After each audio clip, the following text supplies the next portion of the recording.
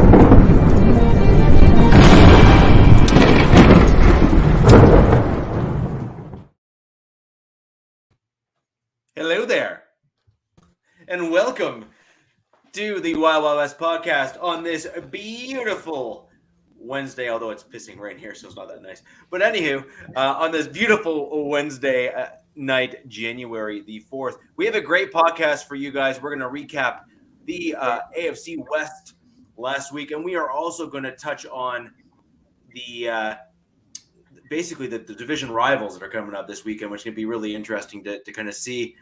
Some of them matter, some of them don't, and we will just go from there and take all of your questions when and where you have them. We obviously have some interesting NFL news, kind of like Monday night in terms of what happened there, and we also have some interesting, I think, discussion points with regards to just officiating and whatnot in general. Captain, how are you doing today? I, sir, am always fine and festive with the fine crew we have here. All me shipmates here, even though their teams suck. Even if they're good, I'm going to say they suck, because that's just the way it is, But how are we doing tonight? Looking good. Fantastic. And Alex, how are you doing this evening? And for those of you who don't know, just to recap on Captain. Captain has a YouTube channel. You can find the link to that down below. Go ahead and open that up and click subscribe if you have not done so already. I am RichiRichEh with the MHRT Network. Again, link down below in the description of this video. Please go ahead and subscribe to that channel. Alex is from Arrowhead Addict. You can find his contributions there for his Kansas City Chiefs. Alex, how are you doing today? Oh, I'm doing well. Coming off a Chiefs win might not be the prettiest of wins, but hey, 15 straight against the Broncos. Oh, we have stuff to talk about that, let me tell you. Well, I'm sure you do. Yeah.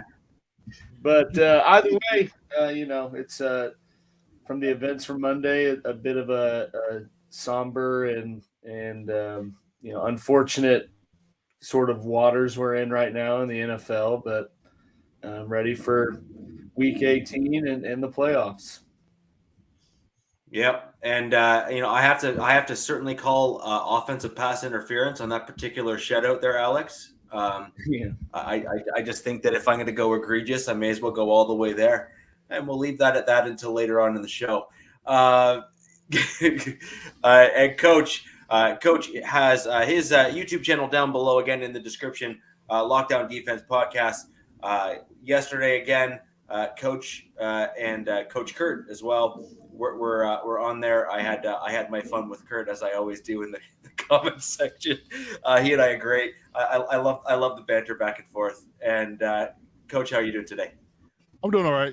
Much like Alex said, it's a somber week, sobering week. It's the melancholy, if you will, regarding what happened to Damar Hamlin. But outside of that, Chargers are doing well. Offense was clicking last week. Had a nice, complete, solid game leading into the last week of the season and getting ready for the playoffs. So I'm definitely happy with where the Chargers are progressing. Got Joey Bosa some snaps last week. So yeah, it's definitely a good time in LA. So we're doing pretty good for ourselves. Fantastic. So jumping right into things, Capt, we're just going to go right into the Raiders game. Obviously, the Raiders had some interesting announcements kind of ahead of the last week's game there with regards to Derek Carr not playing, Stidham starting, that sort of thing.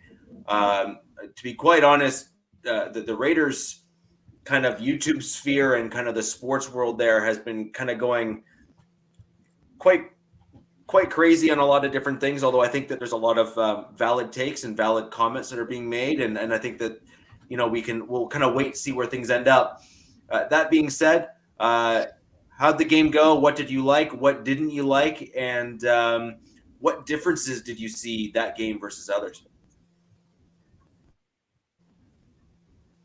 Okay, first off, I'll ask, are you the one that's breaking up or is it me? Probably you.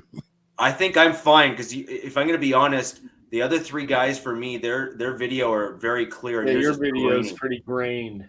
Yeah, you're on tape delay. Okay. Well, I will take care of this right now. That's why I asked. I'm going to say the Roadrunner for you may not be running. A bunch of Close your ass. My upgrade. Now, you know what? Don't make me cuss on your show, man. Don't make me cuss on your show. We don't want that because we're trying to keep this clean for the kids. Okay. Oh, so you did hear what he said. Shoot, I have. Oh no! Why is it okay? No, I don't need that. I'm trying to get rid of stuff I don't need. Okay. Close the hub next video. Yeah. Tried unplugging it and plugging it back in. Yeah. No. The porn. No. The porn. I bookmarked the sites. Okay, come on. I'm not that dumb. If I'm gonna get some good porn, you got to bookmark. Is that better? It's Yes. better than it was. You understand the words that are coming out of my mouth? Is it better? Well, your internet connection being better and the words and us understanding the words that you're saying are two very different things. Your video is better. Well, your beard I got rid of a bunch of the. What? Some is the free. Of course, it's. So it's got a bunch of who's a whatsies on sites, man. On my computer. Who's a whatsies? Yeah, what are you on? Why would you pay for porn? Why would you? RedTube. Say it with me, people. RedTube.com. That's all I'm saying. You asked. A new sponsor? RedTube.com. Actually, I should try to get something to sponsor me, man. That would be great, man. But anyway, you know what? I've lost point. And somebody said, let's have a clean show tonight. I said, with me. Right. What did you ask, Richie? Because the football game. We're not talking about. No, Captain, this is an AFC West football podcast. The Raiders. You're representing your Las Vegas Raiders. Take your red tube cap off. Okay, what I liked about it, and we'll go about their car question. And I know that Mike Sarah was in here, and he is a big, and there are still questions. I typed in your issues, and the internet says you might have some network kind of. I might have some network issues. Yeah, I think you okay. Yeah. Jacob, I appreciate you looking out for me, Jacob, but it's like I do get porn scrub, so it's not good. Yeah, back to the football piece messages. Thank you there, Ruben. I would like to say that the issue that everybody's talking about, I know that we got my man, I forgot his name. I almost said the word. Mike Sarah's in the house, and he's saying about, hey, I'm going to say this, 365 for Stidham against the number one defense in the NFL. And had he not been pushed back on the lap that he threw, because it was a great play by a Bosa, not a Charger Bosa, but his brother, who pushed back Holt Miller into the quarterback, who ended up throwing that duck. It was a touchdown to Adams. I know Mike Sarah said he was double covered. It's true, but he still beat the two guys that were covering him. It would have been a touchdown. It would have been a Raiders win in overtime. It would have been a fantastic win. Again, against the number one defense in the NFL, Raiders put up 34 points. Awesome. I will say it was kind of sad to see. You need to call that out. You need to call that out more, because that should be your biggest takeaway. Is the 49ers have had one of the better defenses in the entire NFL, and you guys put up one heck of a stack of points on them. So that should be commended. Right. And the other thing as well is that people were, and I even, to a point, I even said that Josh McDaniels to have better play calling. I think it was a matter of he had better play calling, and the rapport that he had with Stidham, who obviously knows this offense for at least 3 or 4 years in his time in New England, which is why they traded for him. He was running through the plays better. The progressions were better. And, oh, by the way, he actually ran out of sacks, okay? And he was running around avoiding sacks. There was a few sacks that the Niners had, but he ran out of sacks and he made plays. And they were saying that, well, what would Carr would have done? Carr would have had his butt in a sling because of all of the different coverages that they had. And actually, I agree with that. And I was actually going to get that. The play calling worked, but I also think that maybe was holding back a little bit this year. A little? When we can't prove it. I think it was pretty apparent. Plays were. Well, but here's the thing: you can't prove it. Bottom line is that Stidham, with that performance, and we'll talk to my wait, he's over there. See, hey, I pointed to him without screwing up. Okay, we'll talk with this guy as well. If he puts a back-to-back good performance against a staunch Chiefs defense, then basically write his ticket next year for staying with the Raiders. I think he's at $1 million per year. He's a free agent, okay? And if he does have an excellent game against the Chiefs, I know that Spags will be able to game plan for him, and that'll be a little bit of a difference, to see what the Chiefs have as far as the game planning.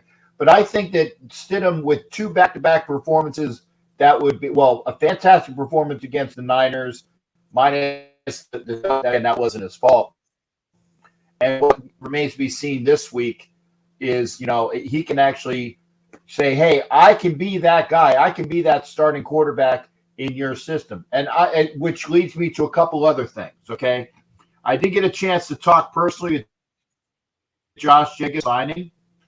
Okay. Jeff Commander will give it at least. Yeah, right. And that's what I said. And thank you there, Lockdown Podcast, my shipmate down here. Great comments by that guy. But I spoke to Josh on the signing. I had him sign a mini helmet. And and I got a glove. Actually, Hollywood got a glove, 2 gloves. And I got one half of the pair that Josh Jacobs gave out because he was looking for me, saw Hollywood, figured we were the same hairy dude, on TV, but he ended up getting, because he was in the front row. I was a couple rows behind him. Anyway, Josh Jacobs wants to be a Raider. I know that it's not just the fact that he has a tat. He wants to be a Raider. I got that from a personal family friend of his I had a chance to talk to in the Dallas-Fort Worth airport. Okay. He wants to be a Raider. He thought he was being dissed by Josh McDaniels. And that's why this year he has done everything in his power to prove what he can do. What he can do. He is the rushing leader, and, pending something, okay, I'll say it, he will be the rushing leader this year. Word two. People were saying with Cargon, Adams, thanks for playing, Johnny. We got some wonderful parting gifts for you. That is wrong. Okay. Adams is on record saying that, yes, he came over to the Raiders to play with his buddy, but he came over to Vegas for a couple of different reasons, being at home, being the fact that he's a lifelong Raiders fan, that the family environment in Vegas is there. So there's personal reasons along with being a lifelong Raiders fan, which is why he wanted to play for him. Adams will be here next year. Okay. He's not going to opt out. He's not going to want to get, trade me because I don't want to be here. My boy's gone. He is a professional, as I thought he would be. So if you bring back Jacobs at a decent amount, if you know you're not going to have any problems with Adams, and if that quarterback, which is why I'm going to say a dirty word, I'm going to swear. Tom Brady. Don't bring in Tom Brady. You don't need a 44, 45, 46. I don't even know how old he is. Quarterback to run your team. Okay, Mike Sarah. Okay, whatever. Mike Sarah, if Josh is signed at a good price and he wants to be a Raider, he will be a Raider. I don't know why you said he's as good. But I don't think they're going to sign him back. Quarterback. Well, like I said, because if they don't sign him back, then that guy will be picking him up. It's going to be Marcus Allen version 2. Leaves the Raiders and goes to Kansas City because he's from Tulsa. It's like a quick, hour ride, maybe hour and a half, maybe from Tulsa to Kansas City. Yeah, he'll be locally, and he will sign with the Chiefs. It'll be his way of, I want to be a Raider, but you guys didn't think enough of it. I will go to Kansas City. If the Raiders make him a good offer, he will stay. That remains to be seen. Point being as well is that if we beat Kansas City, and I know I'm getting a little bit ahead of myself, but I firmly believe that the way that the Raiders played as a team, they came out inspired. Waller played an excellent game. So did Moreau. So did Renfro. The entire team, 4 quarters of football plus that reception. They played all 4 quarters of football. And that was great to be. And yours truly will be front row because like I said, I upgraded seats today because I wanted to be in the front row to make sure that I see firsthand the game on Sunday. I went from my row 5 to row 1, which is actually row 2, but it's whatever. But front row with my boy Hollywood, we're going to be side by side watching the game. And if we don't get TV time, then somebody needs to check with the producers because they're effed up. Just saying. Just saying. Long-winded. Anything else you want to know, Richie? I have a firm grasp with the fact that I think the Raiders are going to come out play inspired. And if they don't screw up and let the officials screw up like they did in Kansas City, which basically kind of set the tone for the game being taken away from them. Remember, they were up 17-0 in gangbusters, and a bunch of other positive busters, not busters.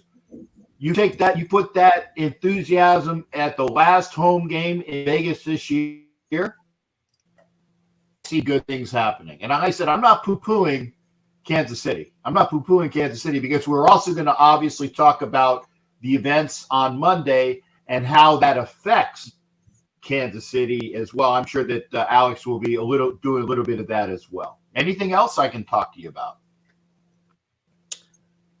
No, I think that covers most of the things I think from the Vegas game there. I do want to move down to Coach though to bring up his Chargers team and their game there last week. The Battle of LA. Battle of LA.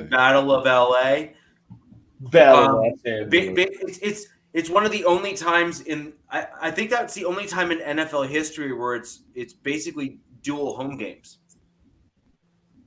Yeah. Right? No, 'Cause Giants and that's Jets, dude. Yeah, Giants and Jets. Yeah. My life. Yep. Yeah. Okay. Yeah, you're right. Those are the only two, I believe, though, right? Yeah. Yeah. Yeah, I think so. Okay. Yeah. So, This. New Coach, York over and, to you.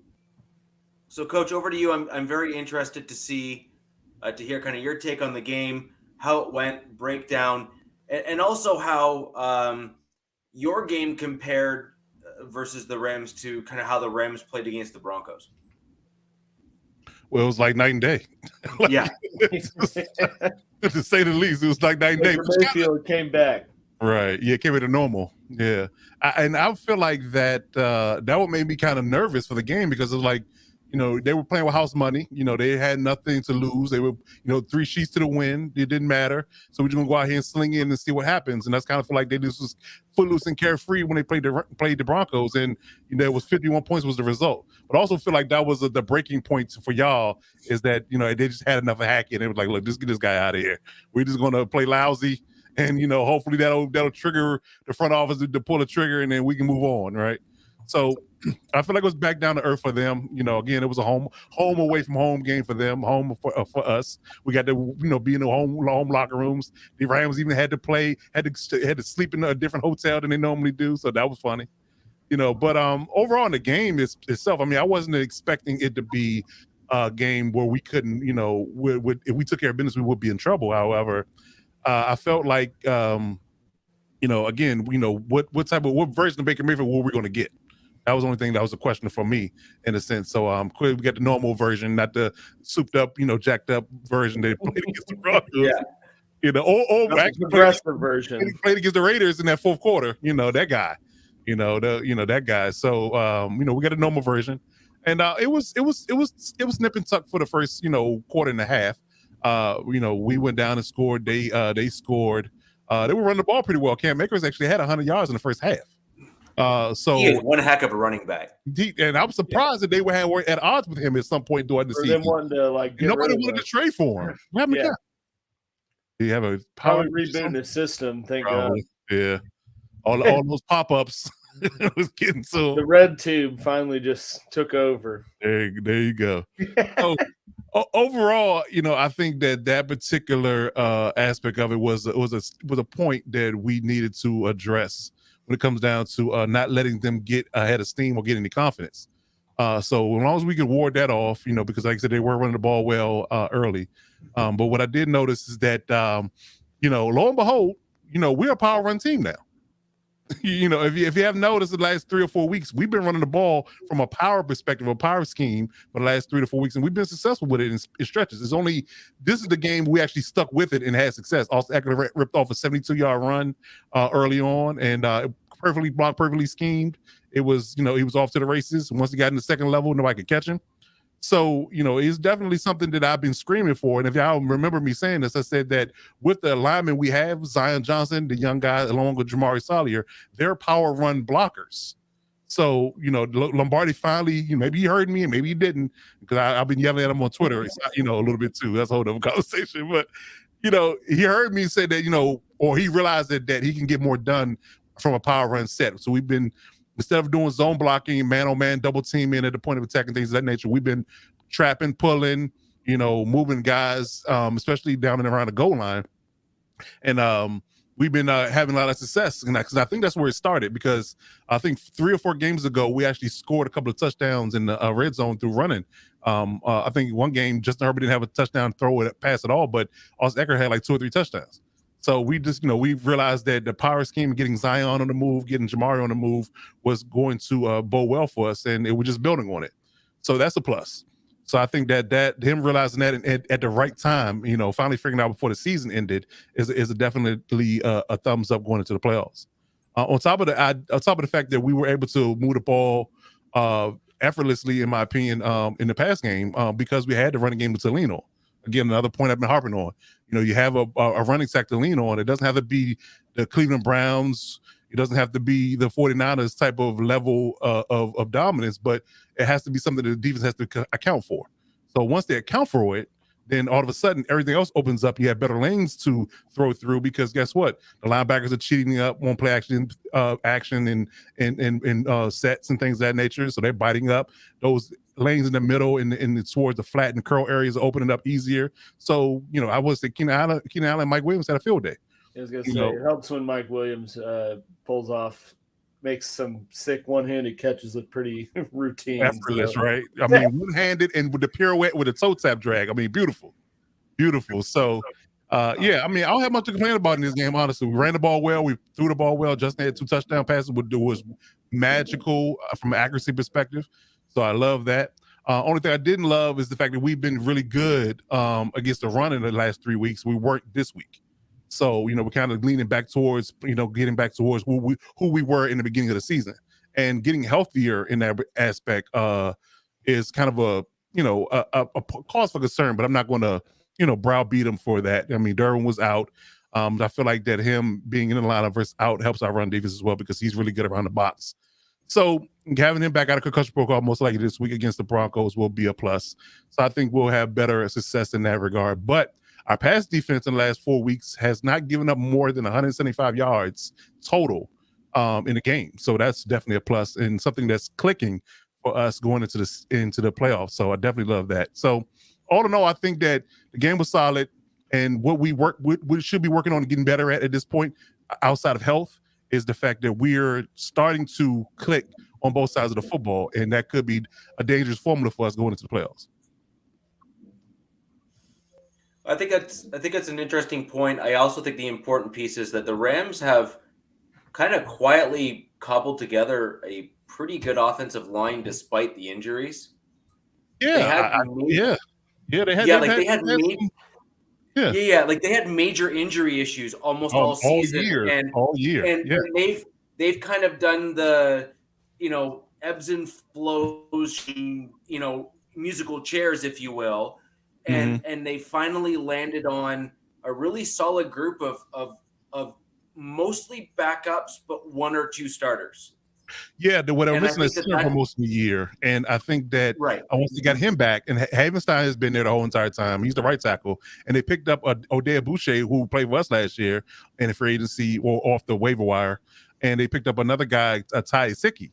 So the right tackle is still bad. I mean, left tackle, excuse me, it's still bad. But those 4 guys, to your point, Richie, have once they started working together a lot, they've actually been able to move the ball pretty well. Yeah, and that goes a long way when you have guys that mesh and work well together. Chemistry, man, you got to build it. Yeah, you got to build. Yeah, and especially where offensive line is a lot of timing and kind of just almost the unspoken word between the linemen of just kind of understanding what's going on.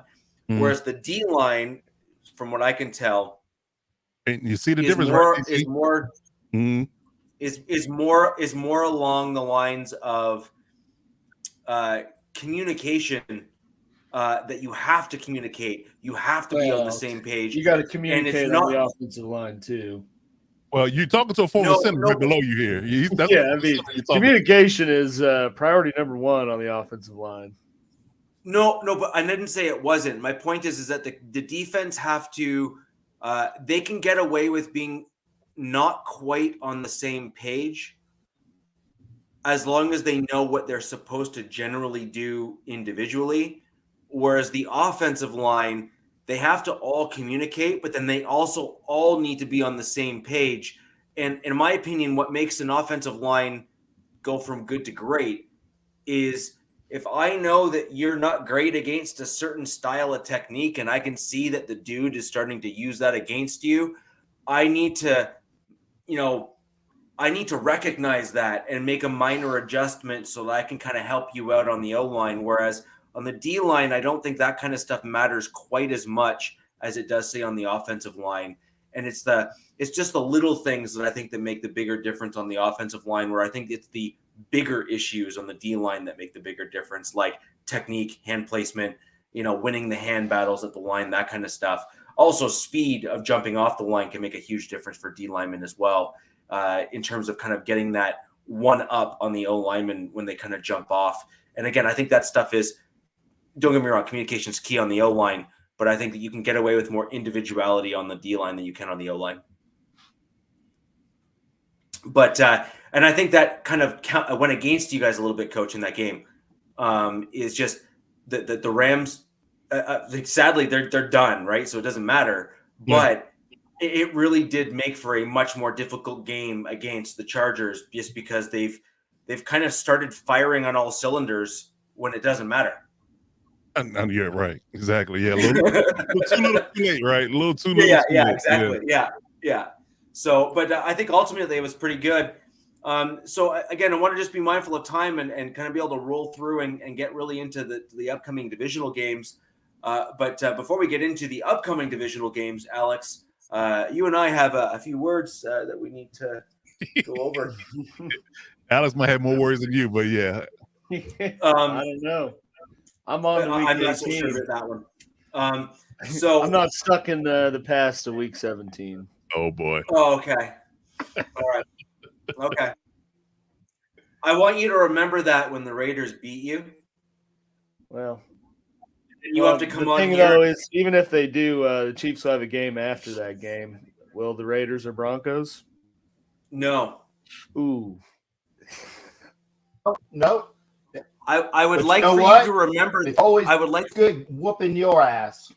What? So Alex, I would like for you to remember that as a general answer, because there is still the possibility that you could be one and done in those playoffs. Oh boy, here we go. And but we're in the just need to playoffs. That's fine. And I would rather not be in the for the 7th year in a row and beat the Broncos for the 15th straight time. So, dude, I would rather miss the playoffs because my previous GM couldn't draft worth crap than to go into the playoffs and get embarrassed. Yeah. Because that means I'm not good enough to compete against the best. But it sounds like someone who's not going to the playoffs. They got to have to hang their hat on something. No, it's just. I'm just saying, man. They're not going to get embarrassed. They've been to the AFC Championship game 4 years in a row. What makes you think, from the resume that is this season, it was a season where they were supposed to finish dead last, that they're going to go into the playoffs and get embarrassed? I think there's at least 2 teams that could do it. Okay, Bengals and Bills, the only 2 teams, probably one of which they're going to have to beat to go to the Super Bowl. Okay. They're not playing the Bengals or Bills in the first week of the playoffs, are they? No, they're not. No, Jacob's hilarious. I'm laughing at Jacob. Oh, yeah. That's great. You just got called a cookie. Yeah. A little cookie. I have never been called a cookie. I'm a big cookie. A jumbo cookie. Jumbo cookie. So, Alex, I did want to get your take on the Courtland Sutton offensive pass interference call, as I alluded to earlier in the podcast in the intro. Oh yeah. Where do you land on that? And I'm just gonna obviously you're gonna. Yeah, that's a pretty bad call. Yeah. I mean, there was contact by both of them, but if you look at the letter of the law, I mean, Brian Cook started it. But you're not going to hear me defend that was not a bad call. But unfortunately, refs do that in every game, and kind of in this, I was honestly shocked that it was offensive PI, given the sort of progression the league has taken to sort of, I guess, progress, offense and more scoring and everything else. That when I saw the flag, I thought for sure it was a defensive pass interference, but because that was contact 5 yards after the line. I don't disagree that it was a bad call. Was I upset about it? No, but it definitely is not. Is not a good call. And some of that stuff though is just so in the heat of the moment. That's the thing with officiating, and that's why. I kind of, if you can find a way to not severely delay the game, I'm all for reviewing these types of things, because they certainly change the landscape of where the game's heading and outcomes. I mean, because that was like a 40-yard completion, a 40-yard completion. He gets that, you call PI. I mean, either way, it doesn't really matter because it's first down regardless. But I mean, you be able to look at that and see that Cook started the contact, then the Broncos aren't in the situation they're in. But at the same time, you can't open the door for something like that if you can't do it efficiently, because then you're just going to have challenges and reviews left and right to where no one's going to want to watch. So, Can I chime in on that? Because I have an interesting take on that. And this goes back to the whole conversation we had weeks ago about rules in the NFL. I think that college is doing things from a rule perspective a little better than the NFL is at this moment. And it should be the other way around. I think that going back to my conversation about saying that PI should be 15 yards regardless. That's one thing. I also believe that they should do an automatic review like they do in colleges, do a quick booth review rather than having them challenge it when certain things are questionable.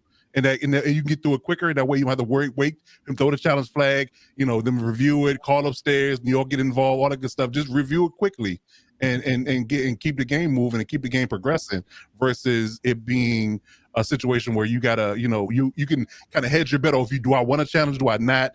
Do I want to waste it? I might need it. That kind of thing. Let the brass upstairs handle it real quick and just get it out of the ways rather than letting it be a coach's decision whether or not to challenge it. I think some things are questionable. Well, didn't it? Was it 2 years ago? What happened? Wasn't it like 2 years ago they tried making these reviewable, or was that like proposed? I know it was I think it was proposed. It's proposed. I don't think it ever made it was proposed, but it never made it. It never passed. Yeah, it never made it passed.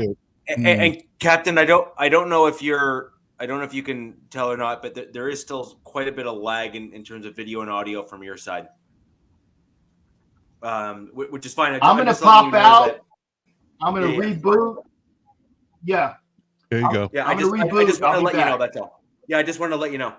But that was a bad call. And ultimately, I think what the real issue here is a call should not impact the outcome of a football game, especially when it is so egregiously visible on field that there was both parties that were hand fighting like that. And at the end of the day, in my opinion, there was really only one call, dueling calls that would have been appropriate in that moment to make it an actual fair thing.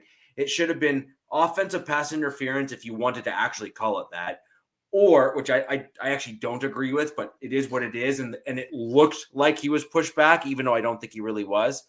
But at the end of the day, it should have been offsetting penalties where you had the defender who was hand fighting and made contact after the line of scrimmage, which should have been, a call in and of itself. Because I think, to your point, you were like, he made contact. That was totally on the defender. Even from a Chiefs fan, you're like, oh, he's done.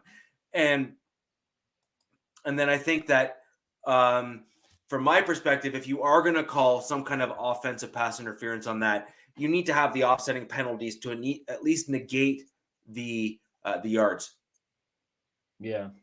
No, I mean, and it's just kind of like I was alluding to earlier, just, like these types of calls, unfortunately, happen almost every game. There's at least one, and that's just kind of the human nature of officiating because, the ref that threw the flag, I mean, very well could have just saw Cortland Sutton at the end. And to him, he's calling it. He didn't see the whole longevity of the contact or the whole picture, so to speak. But that's just kind of an unfortunate casualty of the game to some degree. Right. But, and I think that if you look at it compared to, like, say, the legal, like in a courtroom, for example, the whole concept of innocent until proven guilty, I think when you apply that to the football field loosely, obviously, I think that's actually the under kind of the undertone and the underlying issue with the way that the NFL currently has is rules set, which is call on the field trumps whatever Booth says, because we want the game to appear as natural as possible. Well, I mean, a bad call is a bad call, and ultimately should be overruled. That's the ultimate point of the booth, right? Is to negate. Right. Exactly. So, Exactly. Use it if you put something like that in place. Yeah, But I don't think nobody's going to browbeat you for getting the call right. I don't think that's going to be the issue. No. Much for that. But let's put it this way. I don't think that Alex would have been sitting at home watching the game saying, how dare you try to make the correct call by negating what was an egregious call to begin with. He's probably like, damn, that would have been really helpful if we got the call. Yeah, but at the end of the day, sweet. yeah, that would have been sweet. But I kind of agree. Exactly. I said, ooh, that I don't know if that was offensive PI, but I'm not upset about it. Exactly. Right. Exactly. I mean, every team, all of us can point to a play where we've been on the receiving end of the call like that. Absolutely. It happens. That brings me to my second issue. Ultimately, I thought that game was very, very close, and I think that a game that is that close, you cannot have. I mean, this is actually ultimately what my issue is with the game. When you have a game that is that close, you cannot have officiating mistakes that are that egregious. Because they actually do impact the outcome of the game. Yeah. That brings me to my second one, which is, since when was a suplex a football move? I've been monitoring this Twitter chat. You have you? I don't necessarily agree with. I mean, you got to look too that Russ was not stopping trying to advance the ball when that all happened. I mean, if he got the ball out, it's kind of hard as a defender. I get it. You got a guy you're trying to take down, and he's trying to stay up and progress the ball. I mean, what are you supposed to do? Just stop and and let him complete a pass because they didn't blow it. He wasn't progressing the ball. He watched the film. He did. He threw it. He was not progressing the ball. He threw. He wasn't trying to. He wasn't trying to like just give up on the play. So I mean, he got the ball. I mean, I'm just saying, like you want to tell defenders that they can't, take someone down in an aggressive way, but then I can't because the rule says you can't. Yeah, I mean, that's my point. The rule says you can't. Well, yeah, but it's not. I mean, I understand that's what the rules say, but at the same time, it's not called the same way. Like Mahomes has gotten hit like that, if not worse, and they haven't called stuff. They call Chris Jones worse. He has, and they don't call it. In the Texans game, he got lit up at least one time, no penalty. You can go find it. But then you have Chris Jones says something to Matt Ryan and gets a penalty. So, I mean, the root of the problem is that they have this rule, but they don't have the staff, or they haven't trained their staff in an efficient manner for them to call it consistently. I mean, by review of the play, yes, it could have been called that, but I'm just saying that was not the first time this season, nor is it the first time moving forward that type of hit. I agree with that. Not be called. I agree with that. But my point ultimately is the NFL, first off, I don't like that the fact the NFL has implemented all these soft rules. Yeah. I miss that. We can literally do a whole podcast just on that alone. Oh, I agree. And I wouldn't mind doing some kind of a short kind of aside on that kind of stuff, to be quite honest, because I hate the fact that these rules have gone as soft as they have, because in my opinion, it puts an overemphasis on the defenders to potentially put themselves at risk. I come from a family that has played contact sports for like 3 or 4 generations. I know exactly what I am personally doing to my body when I am in those games, and I have signed up for it. That is what I'll tell you, that rule was put in place. I think it was after Aaron Rodgers got hurt for the year when Anthony Barr landed on him, broke his collarbone. That's exactly what. I mean, it put in place for the reason everything is, and money, and that that fans don't want to watch Jordan Love play 18 plus weeks. Right. And I understand the need, I guess, to protect quarterbacks a bit more. But yeah, I mean, at the same time, the way they have it set up right now is just not adequate because it's not consistent. I agree with that. That's what the problem is. That's what the problem is. You have to call it consistently. Bingo. It has That's to be kind of where I every was going single to time. and I'd be curious to kind of like pull up every clip of your more like mobile QBs and how many situations like this that they're in and they don't get a call because they're kind of known to extend plays. And part of me thought that maybe that's why. I mean, you saw Russ trying to extend the play, and you got Russ has a at least from the whole resume of his career, that's the kind of QB he's been. Maybe not trying to be as much this year, but you know, like your Cam Newtons and your Lamars and Kyler Murray's. I bet you can find a plethora of plays like this where it could probably be a call, but they don't get it. Maybe because they kind of have that allure of being a scrambler and getting out of it, you know. Mm-hmm. But at the same time, that goes to your consistency because that shouldn't be part of the analysis. It should be, you know, here's your black letter law here. Follow it. If you see this, throw the flag. Well, I think I think that's where the booth comes in. Well, true. But I think the overarching thing we can all agree on is that officiating, especially this year, has been piss poor across the board. Like, it doesn't matter whose team we're talking about. I think that the refereeing and officiating has been left a lot to be desired in this entire season. Like, there's been calls every week we were like, really, you really missed that? Like, how? Really? That's not what we're asking for. That's not what we're looking for. So, booth or no booth, you know, calls or no calls, they've definitely been overarchingly bad. And it's been more so this year than I feel like it's been in previous years.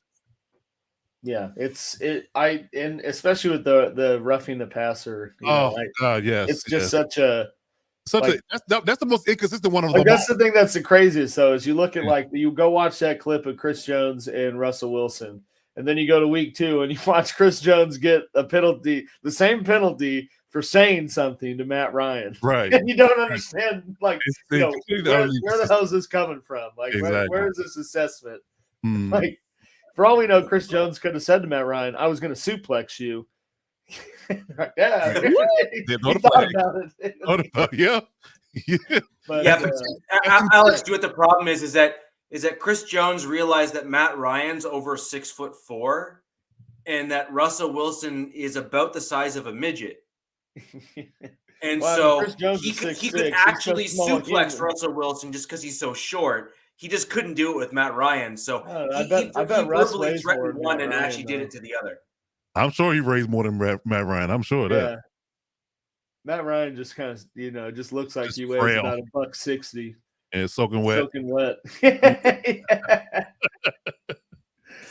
No, but no, I mean, you're not gonna find me denying or defending the refs on those calls. I mean, especially the pass interference on Sutton, you know, the roughing the passer or non-call on that, I don't. I mean, that's just more of a systematical problem with how they train their refs or have their refs look at that. Because I mean, like I said, every QB is taking at least one hit like that should have been called and they didn't this year. I mean, that's just the way it is right now. But ultimately, in my opinion, what we should have seen from that particular play against Wilson in that game is we should have seen when I think it was Jones, if I'm not mistaken, that came around the edge and wrapped him, or was it? No, it was Dunlop, wasn't it? It was Dunlop. Yeah, it was Dunlop. Yeah. So Dunlop ultimately wrapped Russ. As soon as Dunlop had Russ, and then Russ was kind of like in a fetal position, trying to stop himself from being pushed backwards, play should have been whistled dead. Because that would have been consistent with what the NFL has done for the vast majority of the season, which is you just took a sack, no sack, because we're trying to protect you from getting hurt. Instead, the refs literally let that play out and then turned away right as either Dunlap or Jones decided that they were going to do their best impression of Triple H on the football field. The Undertaker. And literally, Scott Steiner's a suplex machine. yeah, like literally, it was the most ridiculous thing I've ever seen. And then it was like, and then he did like the rah, like look what I did. And then the only thing I'm saying is like, one, you just did something illegal, so high five to you for celebrating it. And then two, like, where's the officiating? Because that's the most egregious penalty that I've ever seen not called. It's not as bad as old Thibodeau and the Giants doing snow angels when Nick Foles like convulsing on the field. So, bad, bro. And then he doubled down on it in his interview today. He did. He's like, I don't know who Jeff Saturday is. If I don't know you, then your opinion doesn't matter. Wow. Boy, I walked into something. But yeah, no, I'm, it's. Yeah, but the only thing missing on that Russell play was a Hogan leg drop. So all you had to do, just get need to RKO him. Drop. Yeah, that's a good one too. RKO Hogan leg drop. Well, actually, no. I mean, in reality, really, the only thing that was missing was basically your the chair. No, you get to get people's elbow. Yeah, people's elbow. Yeah, there you go. Someone to bring out the table to throw him down. Devon! Get the table! Yeah. So, but anyways, that was really what was missing there. And ultimately, kind of getting back and kind of tying this off with a neat little bow. We'll move on to the upcoming week here, guys. And that is what I ultimately felt was that particularly the offensive pass interference call, that was a huge momentum killer, and it, in my opinion, truly did change the outcome of the game based on the gain that was on that particular play, and the fact that it was effectively dueling penalties, which really ought to have meant that you just don't call it at all. But that was a huge game changer there. And then the other one, which I also think was a game changer, was, you can't give another dude a suplex on the field and get away with it. Like, you just should, like, that should not be legal. Like, that just. Chiefs Broncos. What? Russell got it. Russell got a suplex. Yeah, Russell got a suplex for his pleasure. Captain, all you need to do is look at my Twitter feed. I retweeted the actual video clip of it. I mean, to call it blatant is underselling what actually happened. Like, it was brutal. Okay. And again, I'm back. Like, the only thing we were missing, Captain, was the entire stadium lights dimming, the Undertaker music coming on, and the smoke machine. Wilson getting picked up and tombstoned in the middle of the. So, like, that was literally all we were missing in that particular play. It was that bad. But ultimately, I think that there was two penalties in that game. And Captain, I found like I almost sound like I'm sounding like you now at the end of this game. Hey, because, whoa, you always wait mention like wait a second. When I bitch about penalties and being screwed over, it's real. It's real. And when you have the NFL have other people, when there are people around the league that are freaking commentators and other officials say that the Raiders actually it's real, the bias and the BS we go through. And that's one of the reasons why we have such a great show with NFL Nation Live coming up at 9:00 Eastern. You shameless plug, man.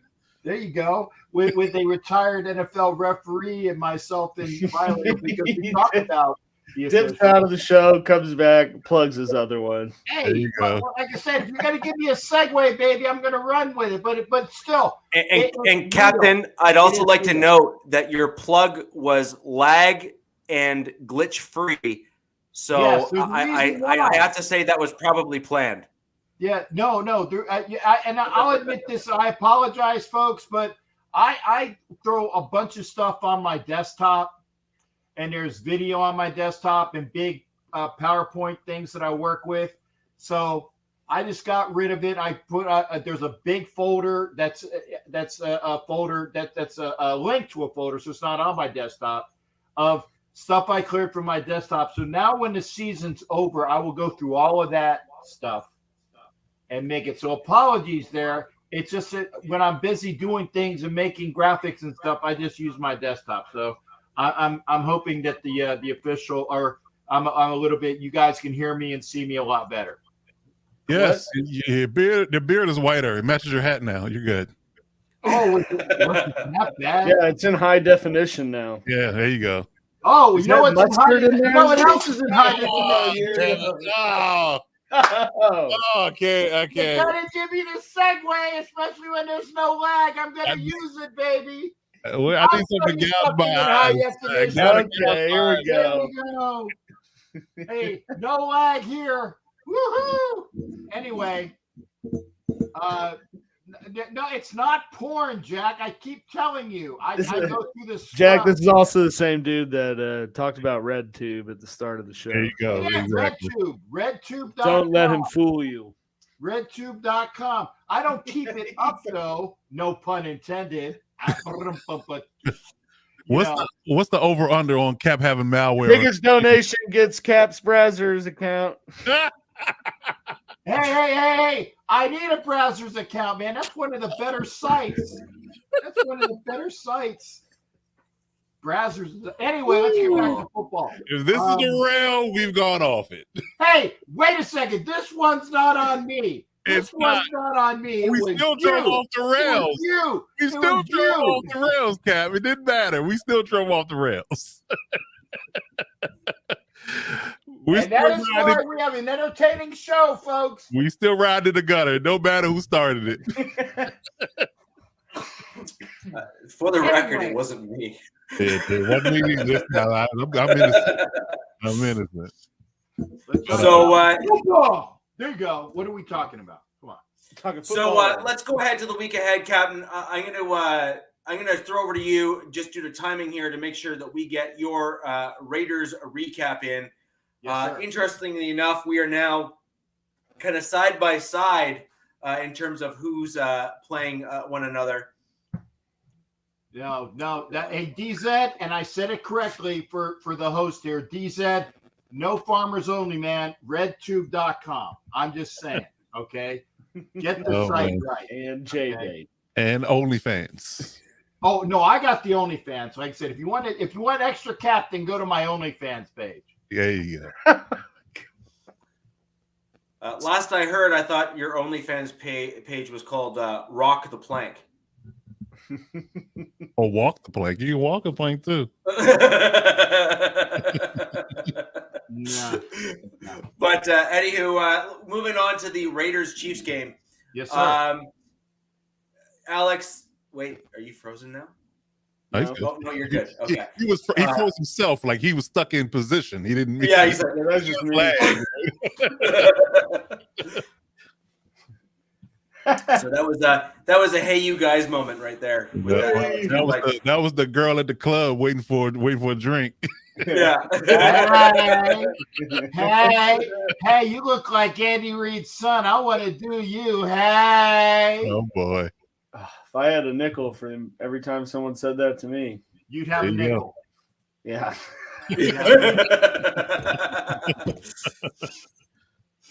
So on, I guess there is a point here where maybe before we get into the week, we can perhaps discuss what took place with the young man there from the Buffalo Bills. Yes, sir. There has been some pretty trash takes, in my opinion, in terms of Skip Bayless talking. Well, I mean, Skip Bayless, I think, in terms of what he did and what he said, I think can be interpreted two different ways. Everyone is entitled to their own opinions. Certain people, I think have taken a different thing. The one piece that I do want to basically put to rest here is especially the one that we heard from some other guys like criticizing T. Higgins. By all accounts, you have to imagine that T. Higgins, T. Higgins has got to be beside himself, right? Like he's got to be beside himself. Well, first off, and I want to lay this straight. I was still traveling on Monday night when Ed Winchell, a big fan of this show, obviously Skip, who I agree with you there, Ed Winchell, salute to you, brother. He told me, he said, hey, it looks like there was a near death on the field, and they suspended the game. Okay. I'm not going to go into the idiosyncrasies. I'm not going to go because everybody has an opinion. I do think that the NFL is covering up for the fact that, and I'm not a big fan of Jack Buck because he's a flaming rectal hemorrhoid. But if he said it 3 times, 4 times that the NFL said there's going to be a 5-minute warm up period, the NFL said going to. He was told that. He was told that. He has information from who? The NFL. The NFL is covering that up. I'm not going to fault Jack Buck for that, okay?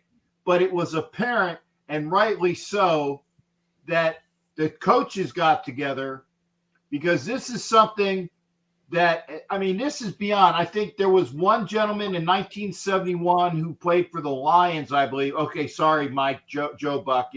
Jack Buck, may he rest in peace. Joe, his son that basically has maybe 1/100th of his talent, but he got on because of his name being Buck. So, Mike, Sarah, thank you for that. It was Joe Buck.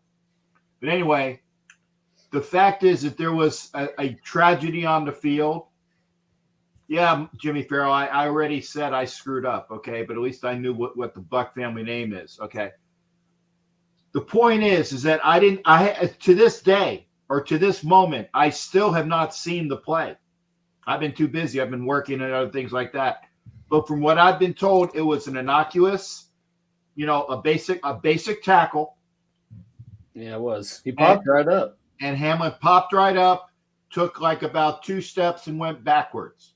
And he took 2 steps, adjusted his face mask, and then you just saw him kind of go. He just literally went limp. And then boom, right back. Yeah. And it's unfortunate, like Matt Marinovich was saying, that the tackle, and I'm not trying to bring these two things up into it, but there is a point that I'm going to make here. The Jack Tatum hit on Darryl Stingley was a seemingly innocuous tackle as well. But look what happens. It something that you don't think can do damage, can do harm. It's where the hit is and the outcome of the hit. Okay. Tatum's hit was not dirty. There was no flag on it. And people say to this day that he shouldn't know. It was a good, clean, hard hit on Darryl Stingley.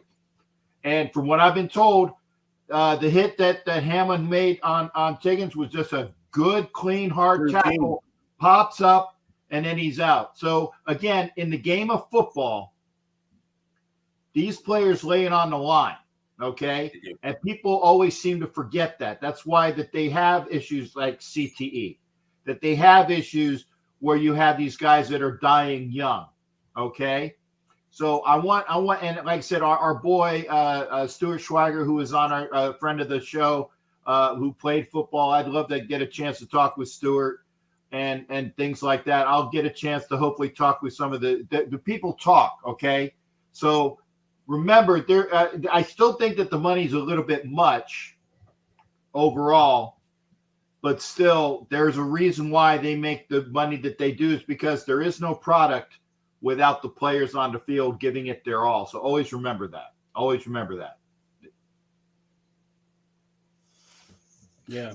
I think it was actually a freak accident, in all honesty. It wasn't one of those things where I don't think any part of the game caused I think it was a free accident. It was like wrong place, wrong time.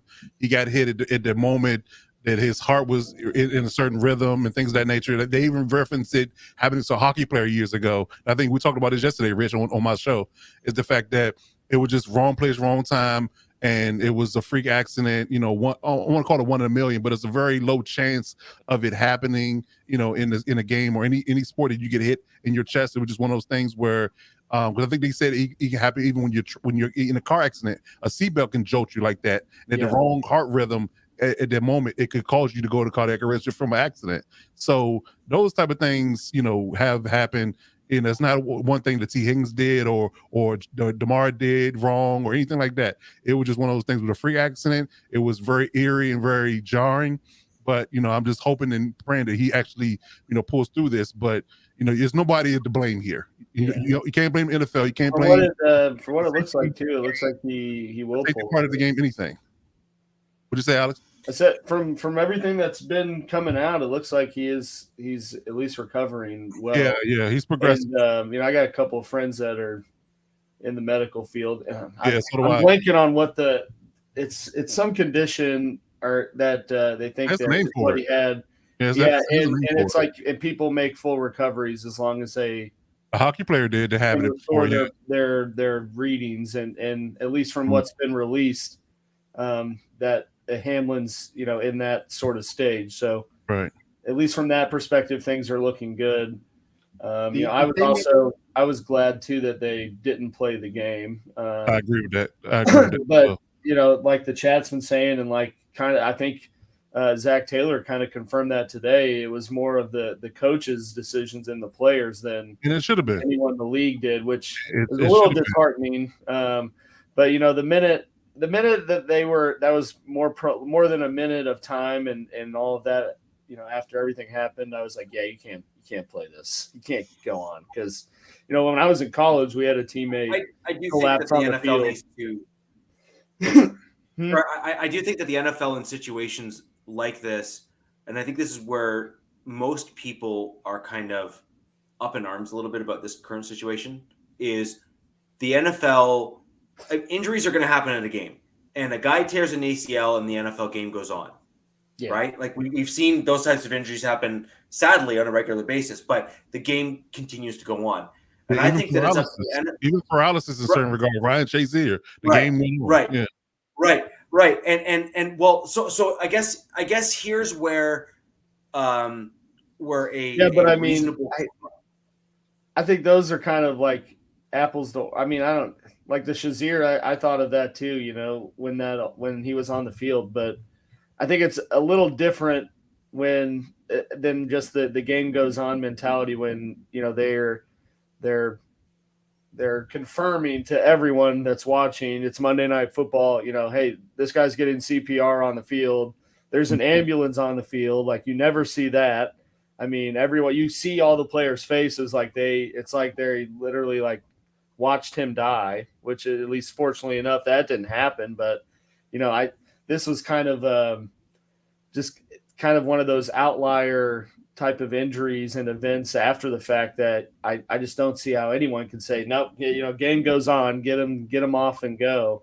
Yeah, in that situation, no, definitely can't. I mean, because you were basically going to ask for somebody else to get hurt because they weren't going to be focusing on football. Alex, you and I know from playing, if you're not 100% mentally to football, you are not supposed to be playing that. I played football before.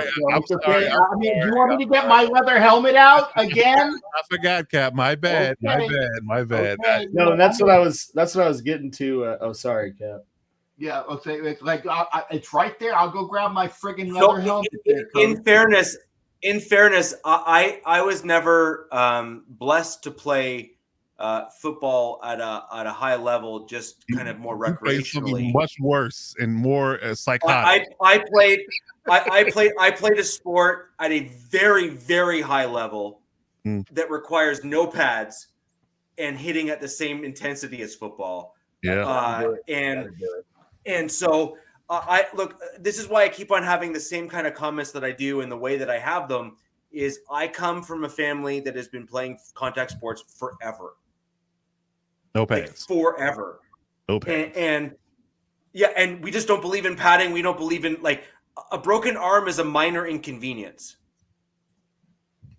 I would like to put out to the panel though as well is that I would like to ask if anybody has seen an event live that was as bad, and I would say I have too, because I was calling a game in football, Northeast High School 2019, the gentleman whose last name was Welch, okay? And the kid was he was a senior, and he had a boat ton of scholarship offers. He was probably one of the best players on the team at Northeast High, and I'm up and I'm doing I did the PA / play-by-play, which made it rather unique for the area. And I'm calling the game, and there was the scene where I forgot the gentleman's first name, the kid's first name. Welch made the tackle, and he's laid out on the field. Okay, and I'm looking. Obviously, everybody stops, and there's the ambulance. There's people coming out there, and the coach gathered the team around. And unfortunately, you don't know what's going on. You don't know what's going on. Okay, and I saw when they put him, Mr. Welch, on the stretcher. Okay, he had like the shakes in his legs. So I said, oh, well, that's a good sign. I mean, because I don't know what's going on. It's a good sign that, I said, okay, well, at least I see some movement there. Unfortunately, what I did not know was that he had a brain aneurysm. Oh, wow. At that point, Dang. he was basically, a vegetable at that point. And again, it was hard. It was hard to know that. I went after that game. I flew out the next day. It was a Saturday. Went out to Vegas for the games, and and I found out later on that he was again, look it up, Northeast High Welch 2019, and that he ended up giving parts of his body. He was a donor. So this is something, like I said, at any given moment. Tomorrow is not promised. That's why I kind of say, I don't joke about it, but I said, hey, inshallah, I will be here to see you tomorrow, because again, I'm here with my friends and family. So never take it for granted. Never take anything for granted. I'm sorry to go off on a somber tangent, but it just needed to be said. So I had an initial I've thought. actually seen. Sorry, go ahead. I wanted to say I have actually seen things of this nature before, not with the same outcome, but with similar. I saw $5 from Jack. I got distracted. Right. Yeah. Oh, and Violators with us. So I've actually. Oh, fantastic! Nice. Violator, nice to see you, buddy. Nice. And for those of you who don't know, Violator does in fact have a book that's out with regards to his history and kind of where he's at now, what he's done. There it is. There you go. That's nice. That's a nice cover there. Fascinating. I'm partway through it. It's a super interesting book. I actually would recommend it. That looks expensive. Always have your props ready. Always have your props ready. I got everything ready to go. Just keep the blow up dolls out of the camera. Hey. You keep Trixie out of this. I'm sorry. My man. And I actually won on one of the shows a signed copy of that book. So I did have it sent to me. In fairness, I just want to let you guys know. But I've actually witnessed similar. I've witnessed similar injuries in rugby before to what we saw from Hamlin. I've watched guys stand up and drop down. I've watched guys. We've seen it a couple times on the field in NFL games, even this season, actually. Yeah, but it's been concussions. It's been concussion related, though, not heart. Mm-hmm. That's what scared me. We thought it was concussion immediately when he fell like that. But when they were getting to the point where he said it was heart related, I was like, wow, how? Yeah, that kind of thing. I was thinking maybe cracked ribs or punctured lung or something like that because he got hit in the chest. But man, it was just eerie feeling, man. So I've seen some stuff like that before. So it's not the first time I've seen an injury like that.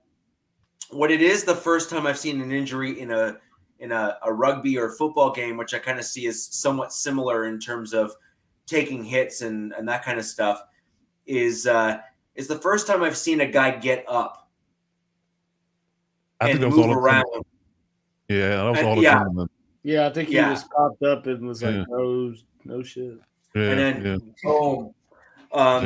Now I had a play when I broke my leg. So DZ actually made a comment about how like the rugby game is played, And so my take is a little bit different than some, which is I come from that as a culture. So I think it's important that you kind of understand where my mental mindset is here, which is the game always went on. And to put things in perspective, I shattered my right leg playing rugby. I did not break it. I shattered it. Like, as it was in so many pieces that I was in a 6-hour operation to rebuild my leg after I was done the game. And I continued playing part of a play with that leg and realized that my foot was limp and I had to stop. So I dropped. and so to put things in perspective, that's the general culture that I personally come from the sport that I played. And so I can appreciate where some people might come and say, well, where is the line?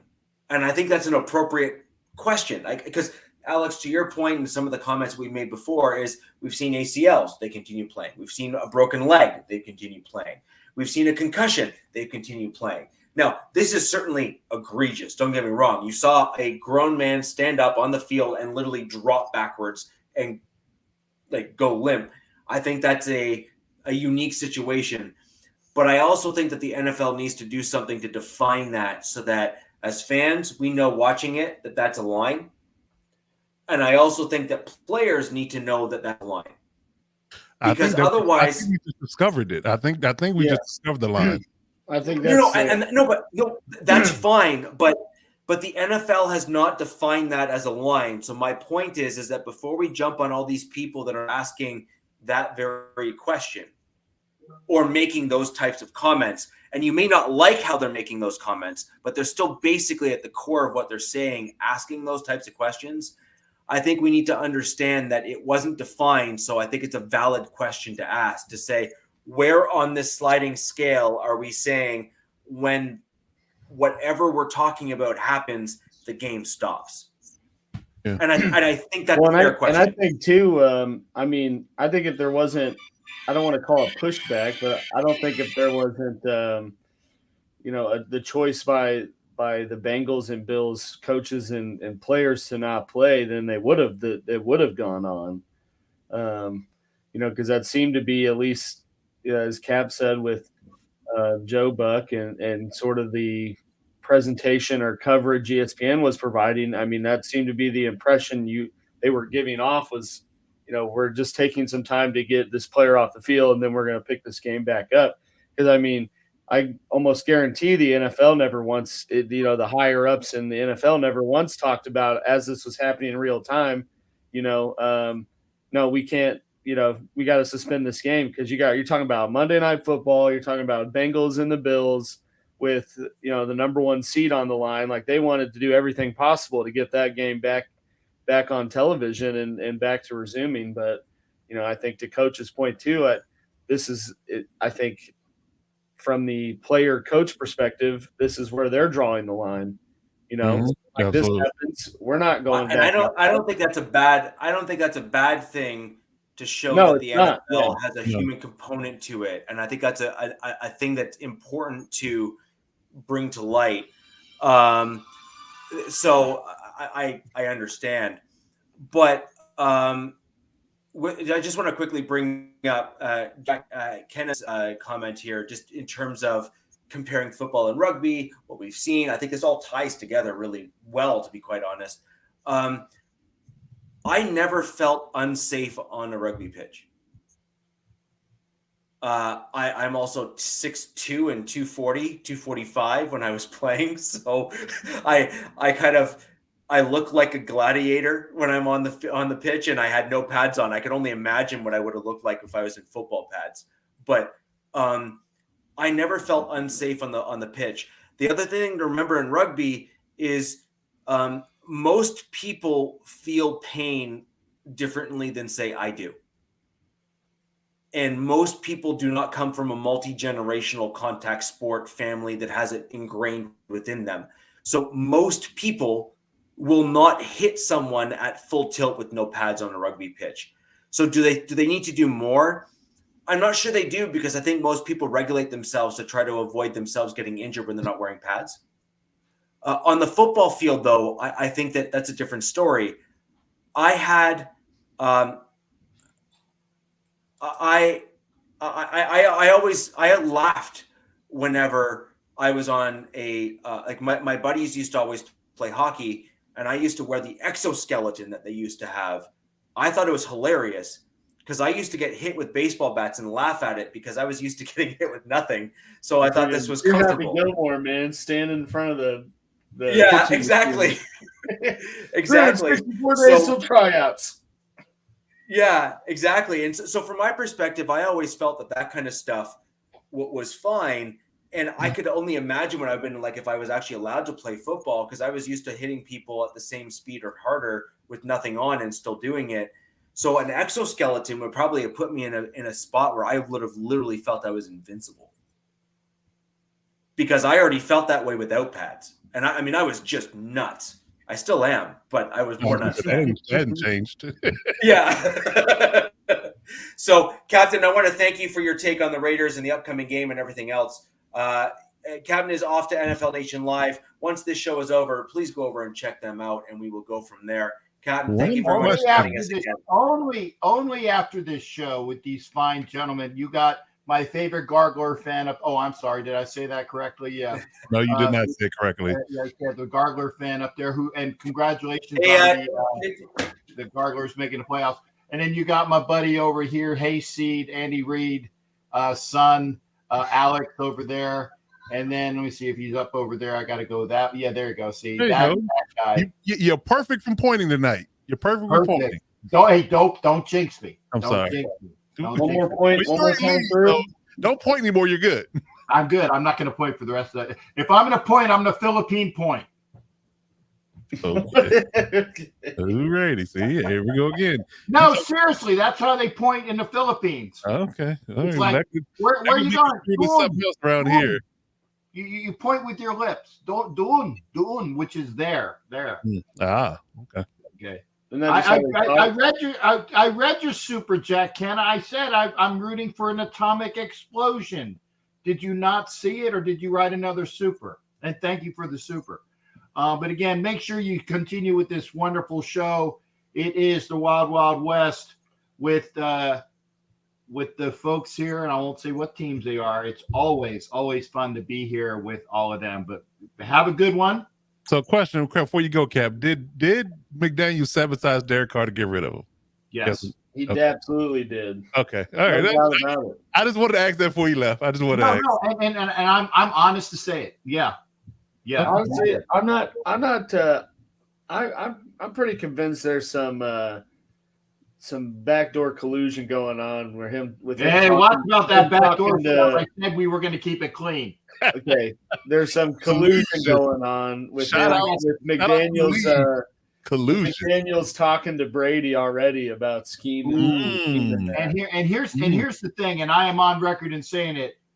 I don't want that POS. Oh, I know you don't, but I think that McDaniel's is just thinking, I need the blueprint I had for success in New England, and that's to not get fired. You got Stidham, get Brady. I know Brady's going to do whatever is in my game plan, because that's kind of what Brady's developed his whole sort of tools into at this point. So he knows he's not going to do it. I mean, do I agree with it? do I think it's the smartest thing to do? No, but I really think that just given where McDaniels came from, I think that's the move he's trying to get done. And I tell you this, man, I don't want to pay $30 million, because that's probably what it's going to be. You pay $30 million for a 46-year-old has-been.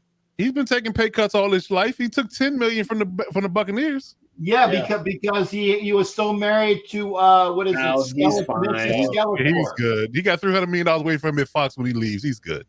Okay, here's the point. On record, don't want him. If the Raiders have him, I will support him. Will you buy a jersey? Will you buy his jersey? Will you buy a jersey? No. Fuck no, and fuck no. And that deserved the F word. You said it. So don't blame me for that one. So Captain, I just heard that you want people to send you a Tom Brady Raiders jersey. Is that correct? If you're going, well, here's the What I thing. heard. He said he wanted all of them. The alternate, the color rush. If you are going to do that and you take up a pot, make sure it's an elite, a $300 one. What? You get the game worn. That's what I'll do. I'll just so Captain just said he's willing to accept the turd as long as it's a polished one. No. Send me on my Twitter. No, listen to me. If you're going to defend me like that, make sure it is an elite, size 56, which I believe is XXX, correct? Yep. 56? Actually, no, that's 60. 60 is XXX, I believe. 60? No, that's way. I wore 56, and I'm pretty sure 56 is XXX, okay? You think I'm what you watched on your computer earlier. What? You said XXX. I thought you were talking about what you watched on the computer earlier. Anyway, 56, black jersey, Brady is the only one I'm going to accept, okay? Because if you're gonna defame me by that, I will have something nice to give away on my show.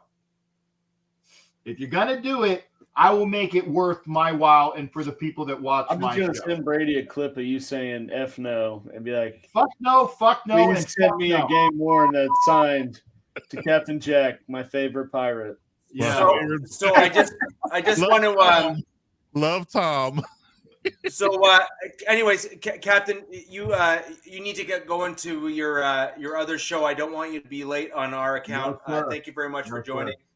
And we will be back next week with the four of us again to discuss everything that occurred this past week and a look ahead to the AFC West. We'll talk about a Raiders victory over the Chiefs.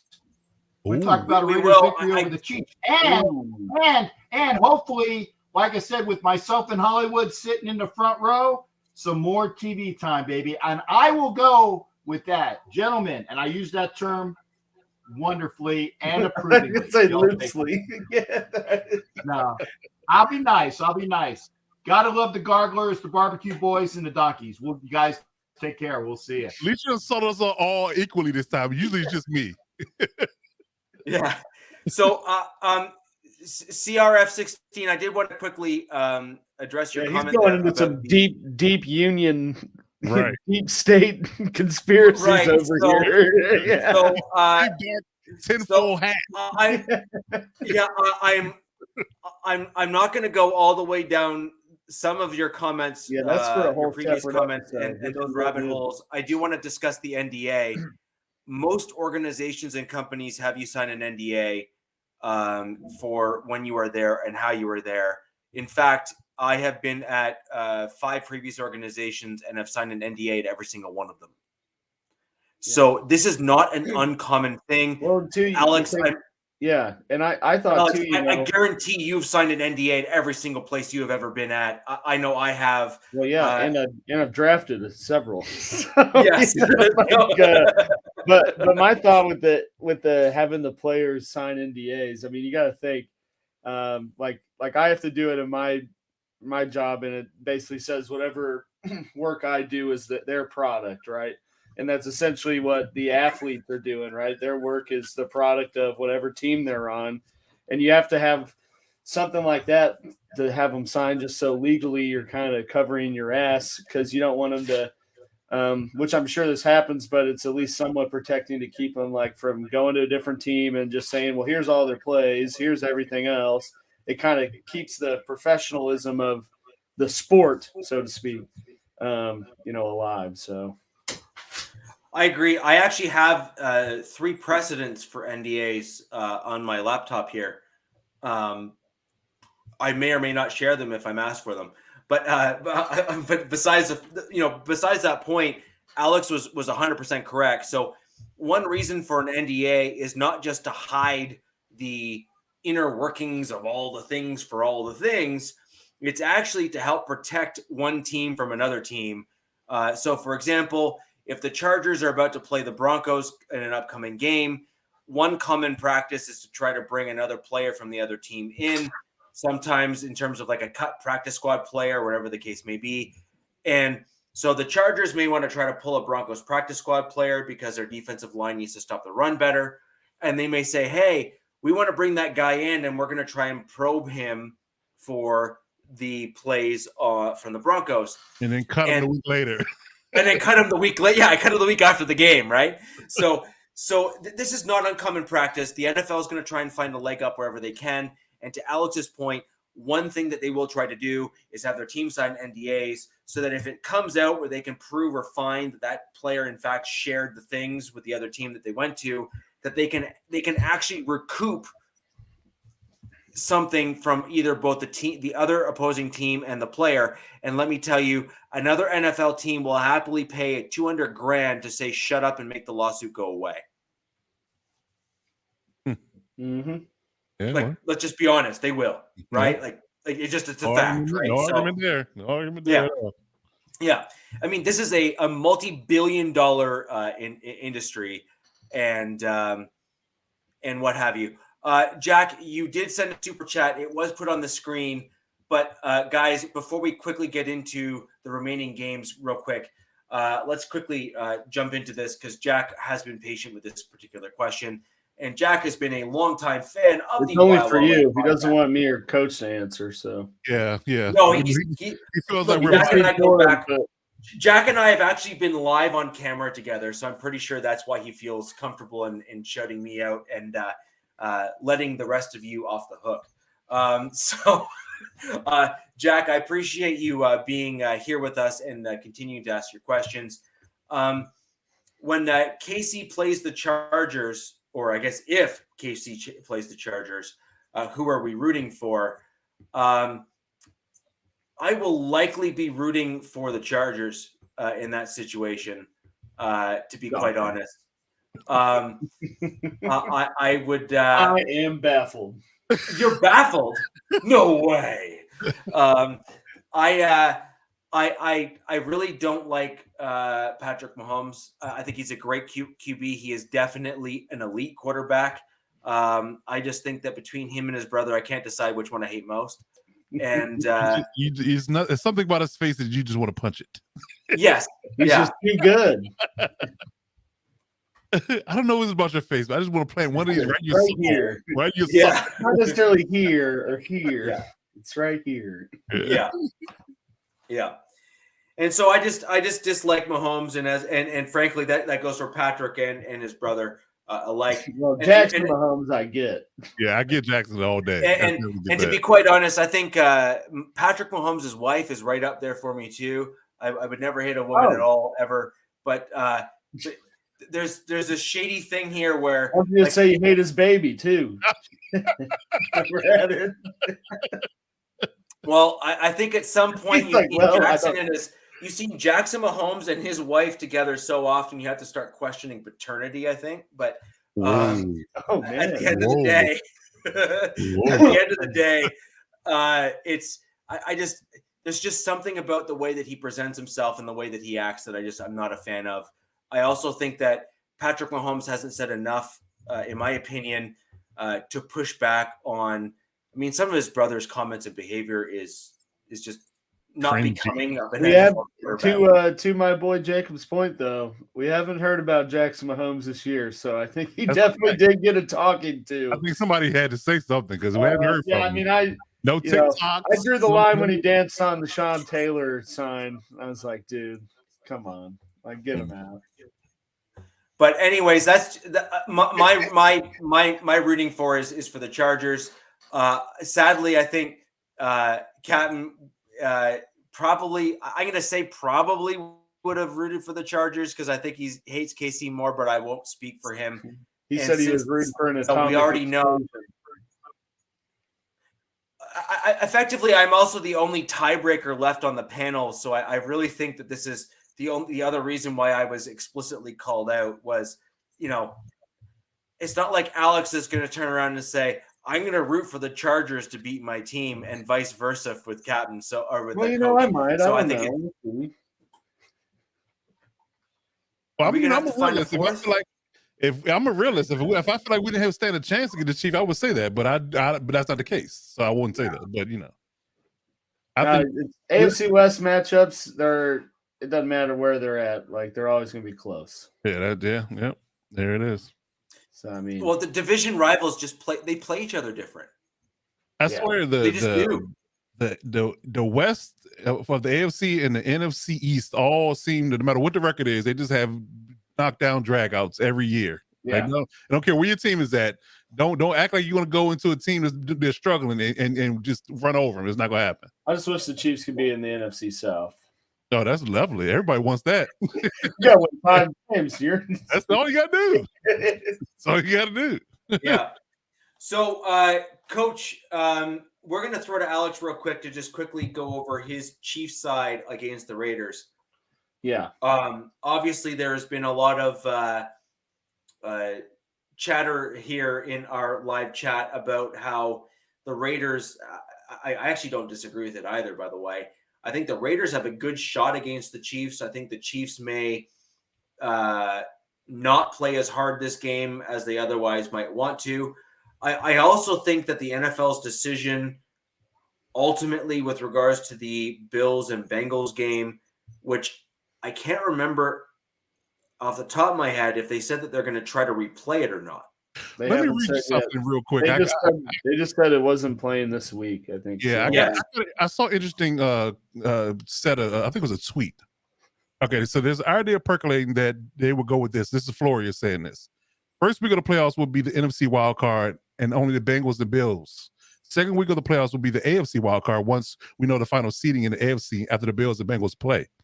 Then the divisional round for everyone, AFC, NFC the following week, then the conference championship game, then the Super Bowl. You would wipe away the week in between the conference championship game and the Super Bowl, and because you're no longer playing the Pro Bowl, that will align accurately. So that's what they're proposing as the last thing I've heard regarding what they want to do for the game.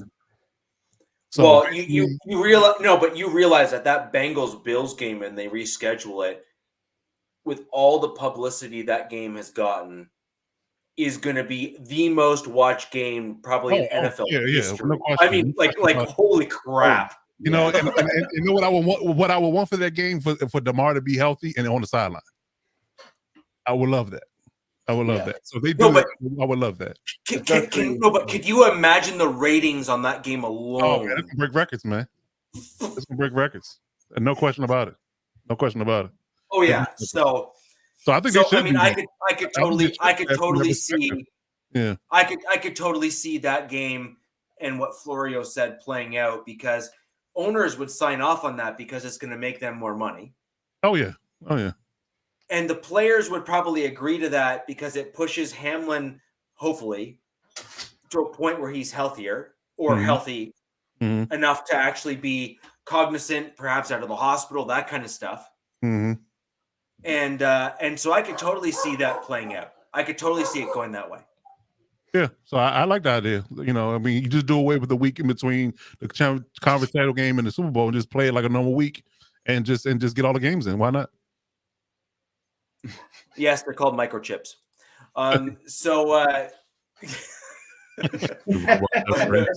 Jacob, you're hilarious, by the way. Yeah. But I'm for that. I am, and I don't know what's going to do for fantasy football because I know people worry about that as well. You know, that's a pressing issue. I was out of too many. I'm out of the running. Didn't matter.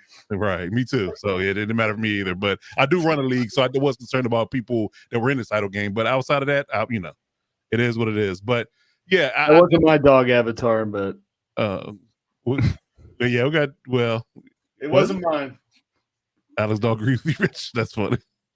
Yeah, so hopefully they do something like that, man. You know, so they have to worry about doing a tie or stopping the game where it was, and making it awkward when it comes to the seating. So yeah, I like the idea. Honestly. I think we just don't play it and give KC number 1 seed. Of course you would say that. Of course you would say that. I do think that's probably the most fair approach. Yeah, logical and fair approach.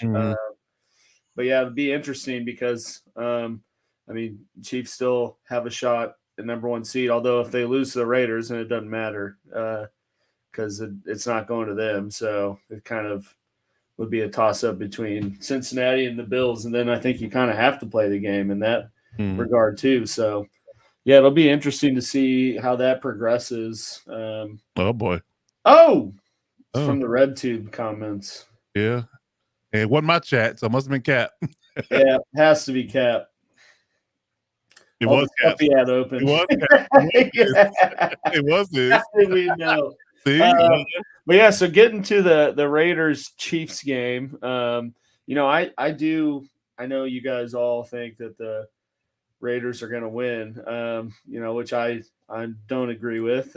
Shocking, I'm sure, for all of you, but I do think it's going to be a close game. One, because it's an AFC West matchup, they always are.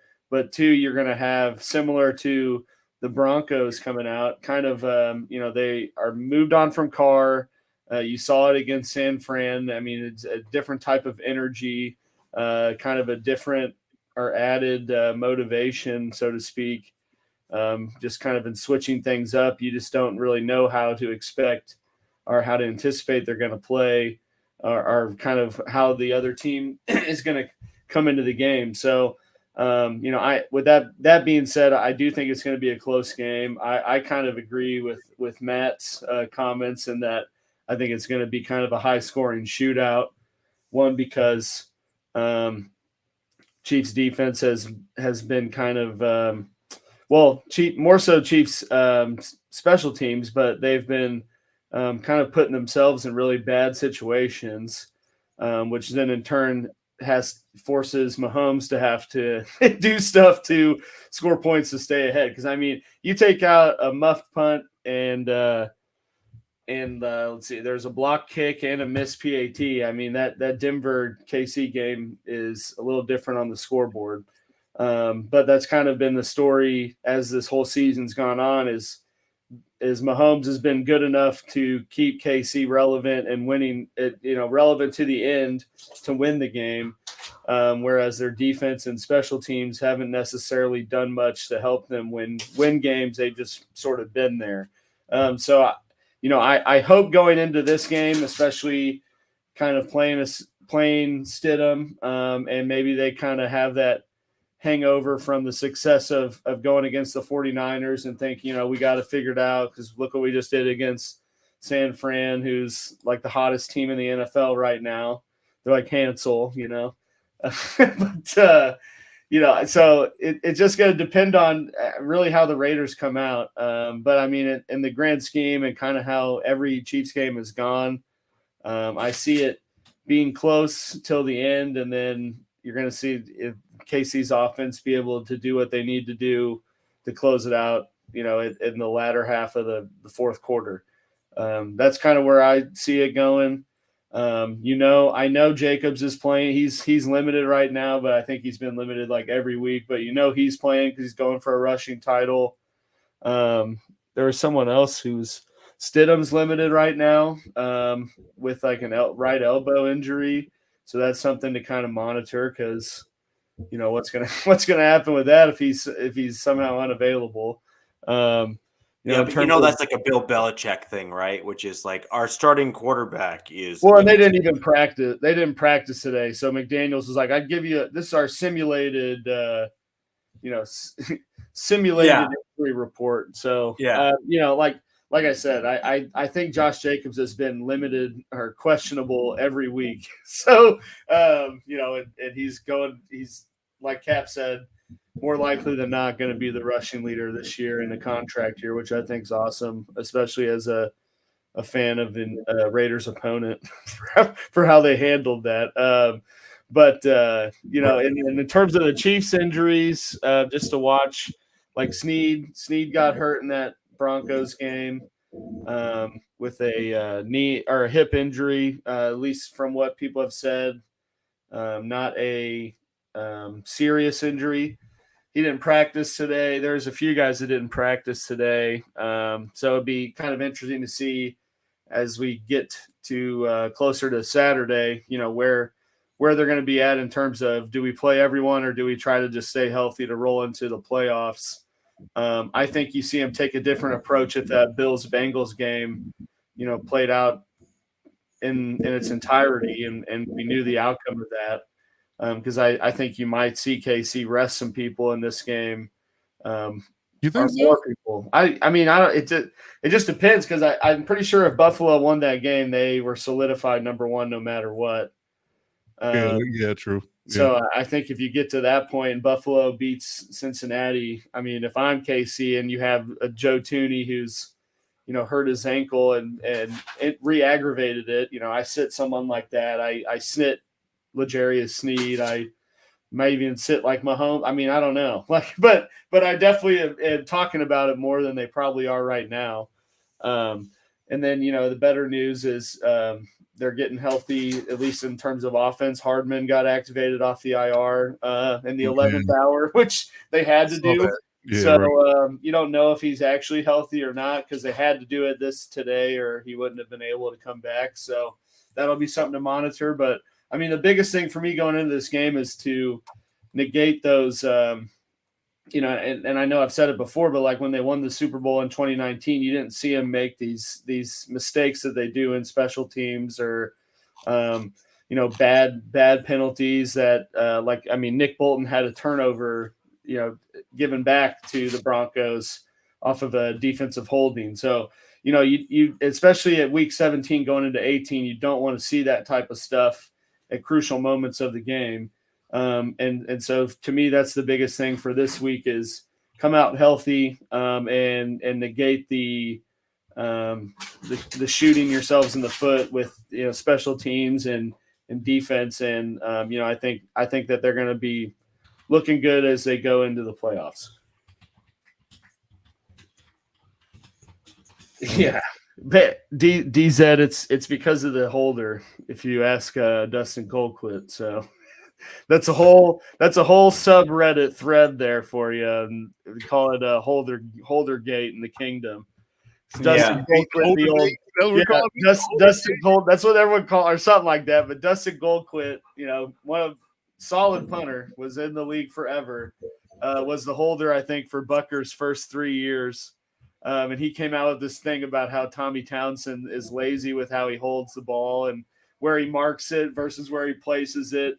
And then people pull up his stats, and Bucker was like 92% from all his kicks when Colquitt was the holder, and now he's like 70-something. So who knows? But old holder gate, yeah. I think someone's calling it that, but yeah, I mean, kickers, man, they're just a different breed. They got their own. They got their own world.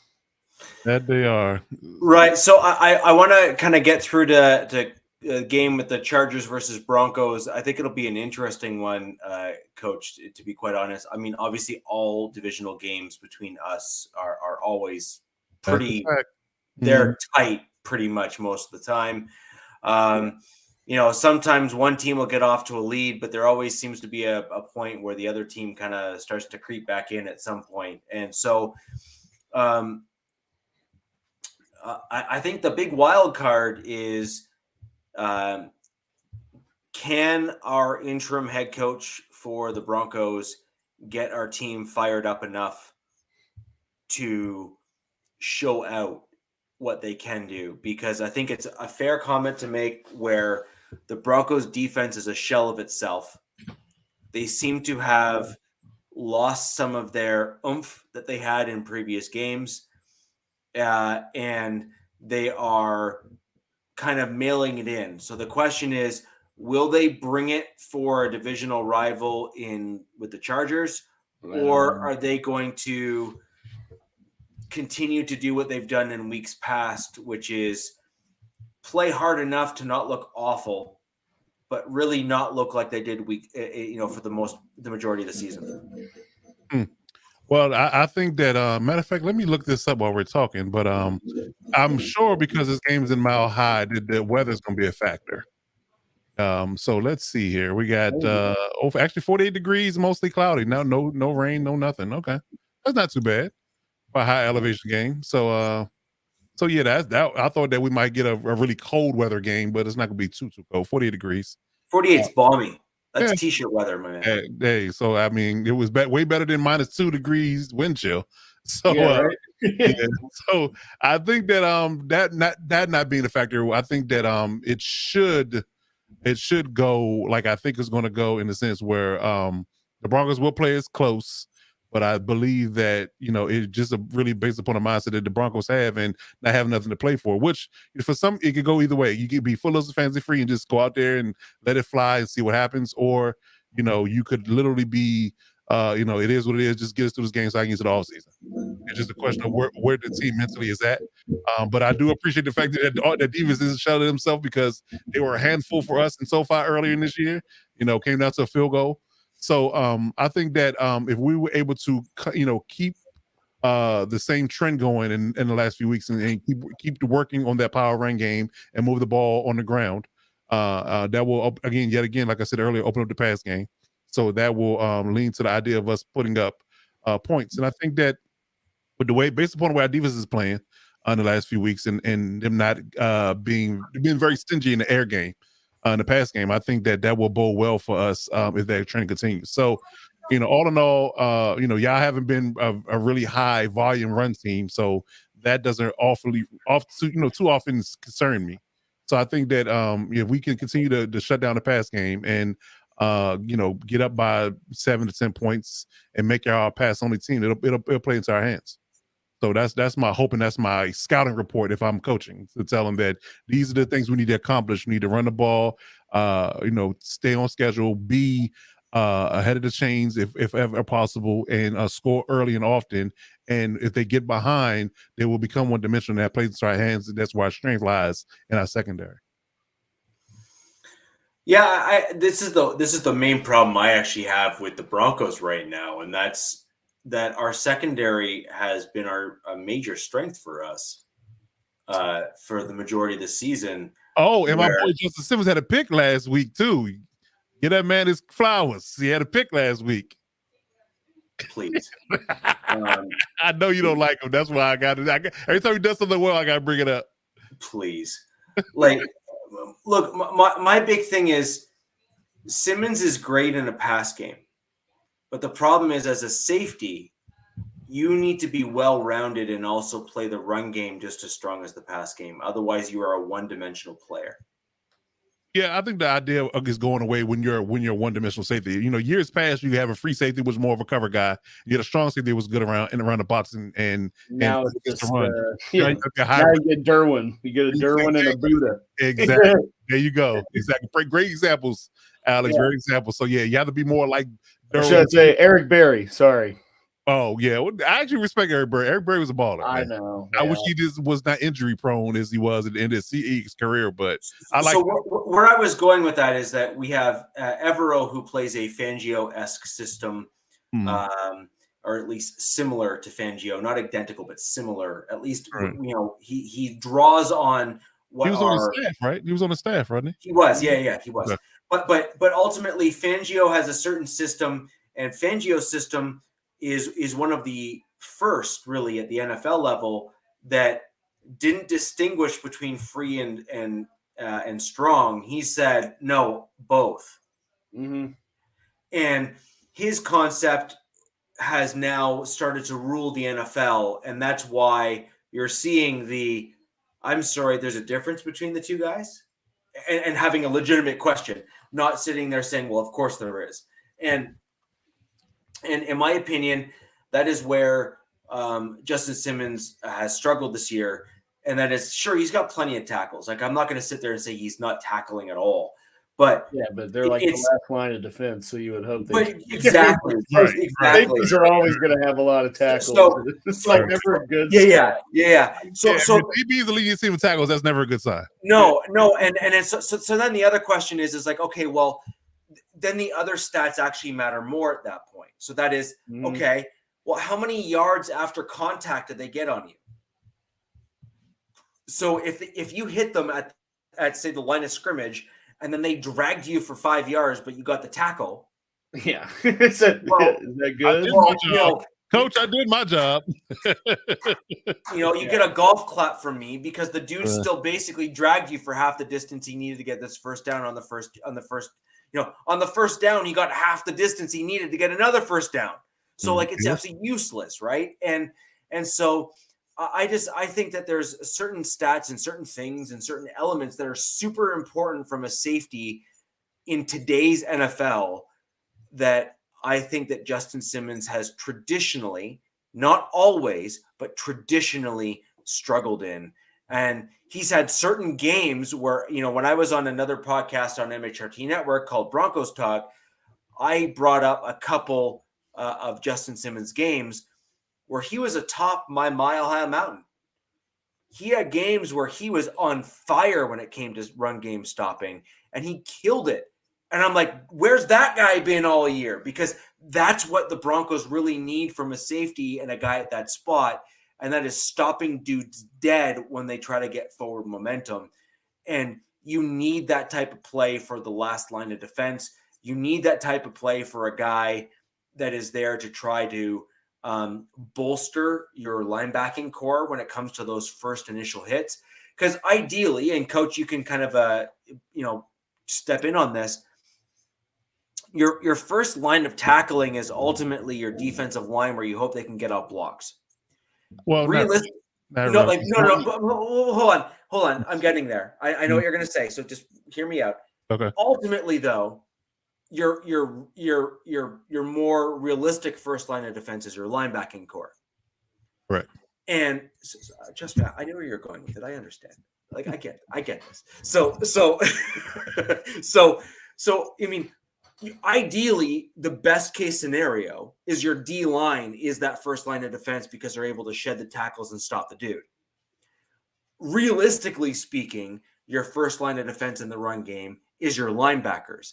And I actually think that the Denver Broncos linebacking core, and just for the record, this guy here was the one that said Singleton was going to be a tackling machine this year. And Singleton has been a tackling machine this year. He's been outstanding as a fill-in inside linebacker for the Broncos, especially given the fact that so many people wrote him off to say he's a scrub and was basically ejected from the Eagles. I knew from seeing his tape that he was going to fit the Broncos defense, and I'm happy to have been he's seventh in the league in tackles right now. Oh wow, okay. He's been legit. No, he's been legit, and he's done a great job. Wagner. Yeah, he's done a great job. And so when you look at that kind of stuff, your linebackers are really your first line of defense, realistically speaking, on a defense. And then what you're looking for from your safeties is to be the backup or the reinforcements to your linebacking core to ensure that the guy gets brought down properly. So the issue here is that if your safeties are not up there with the run game and stopping and doing their job, then you end up with 5, 6, 7, 8, 9 yards of carry on some of these runs. Maybe not average, but certainly on some of them. And that really kills your defense and your defensive momentum. And it also starts to erode away at your defensive, dare I say, confidence on the defensive line, on the defensive side, because then you feel that no matter what you do, you're still going to lose. Because the run game is all about will of one player versus another. And the will of the offensive line against the defensive line is then winning, because then your safeties and your linebackers are then also unable to do their job and prevent things. And no matter what you do as a defensive line, you are going to lose. And that's basically demoralizing for a defense. So, in my opinion, I think that's where Justin Simmons has kind of fallen a little bit short this year. We've seen a bunch of poor angles from tackling. We've seen some runs that kind of go his way that don't end up landing well for us as a team. And what kills me is I've seen him do better. And I've said this more than once, right, on this podcast, is I know he can be that good. But I keep on seeing these kind of subpar performances, which it's just so unfortunate, because I know he can do better. And so I just want to see him do better. And I don't think that's a bad thing to say aloud either, because I know he can. So that's just kind of my general take on him. In the pass game, though, I think it's undeniable. He's a ball hawk. He's got a real gift at reading the passer, and I think he does a great job in that element of his game. But I think to be a true, well-rounded safety in today's NFL and in Evero's scheme, you have to be able to both do similar to what he's doing in the pass game, but you certainly have to do much better than what he's doing in the run game. Yeah, and I'm noticing quarterbacks are picking up on that as well now, because they know that you're known for just coverage, and you're at depth at 12 yards or more. They're going to clue on you and say, "Oh, I guarantee he's in coverage. I guarantee he's in coverage. He's in that middle third, or he's in that deep half, or that quarter. He's going to be in coverage. He's never coming up into the box." So that's a tell as well, because I think they were saying that about Von Bell and Jesse Bates. Yeah, Is how they're interchangeable. No, agreed. And then the other thing with Simmons is that when he is back like that and does need to eventually come back up into run coverage, the other problem that he's had traditionally in the last 3 seasons is when he's back that far, to what you're saying, Coach, where he's back that 10 yards and then says, "Oh crap, I need to go and stop the run from here." Mm-hmm. He traditionally takes the wrong angle. Mm-hmm. So as a running back, you know that can potentially land you, or as an offensive coordinator, you know that look can potentially land you a big run if you're able to block the right way. So your power run game, for example, well, if we do things the right way, it's pretty much done. Like, it's not going to happen. If we continue to do things the way we've done the last, we'll say 3 weeks, bad news bears. Yeah. Well, I'm hoping for the last 3 weeks. Yeah. I'm hoping we get to see some Chase Daniel. So, bring out the two guy, baby, with Roundtree. He played last week. I know, and he had that sweet connection with Roundtree, little Mizzou guy. So Mizzou crime. Little Mizzou crime. I get it. Yeah. Well, I'm hoping for that too. I was telling DZ that I'm hoping that we get up in the game enough where we can slowly pull starters out. Because to his point earlier, that because the Ravens play earlier in the day, we're going to know where we sit at, regardless of what the outcome of the game is, and that's kind of good and bad. It relies on Cincinnati winning, right? So, Coach, I actually have a question for you. Ravens it banks on the Ravens. If the Ravens lose, we're locked into the 5th seed regardless. Yeah, Lamar's not playing, right? No, he's not playing. Yeah, man. Well, there you go. You're 5th seed. His hangnail hasn't cleared. Hangnail, wow.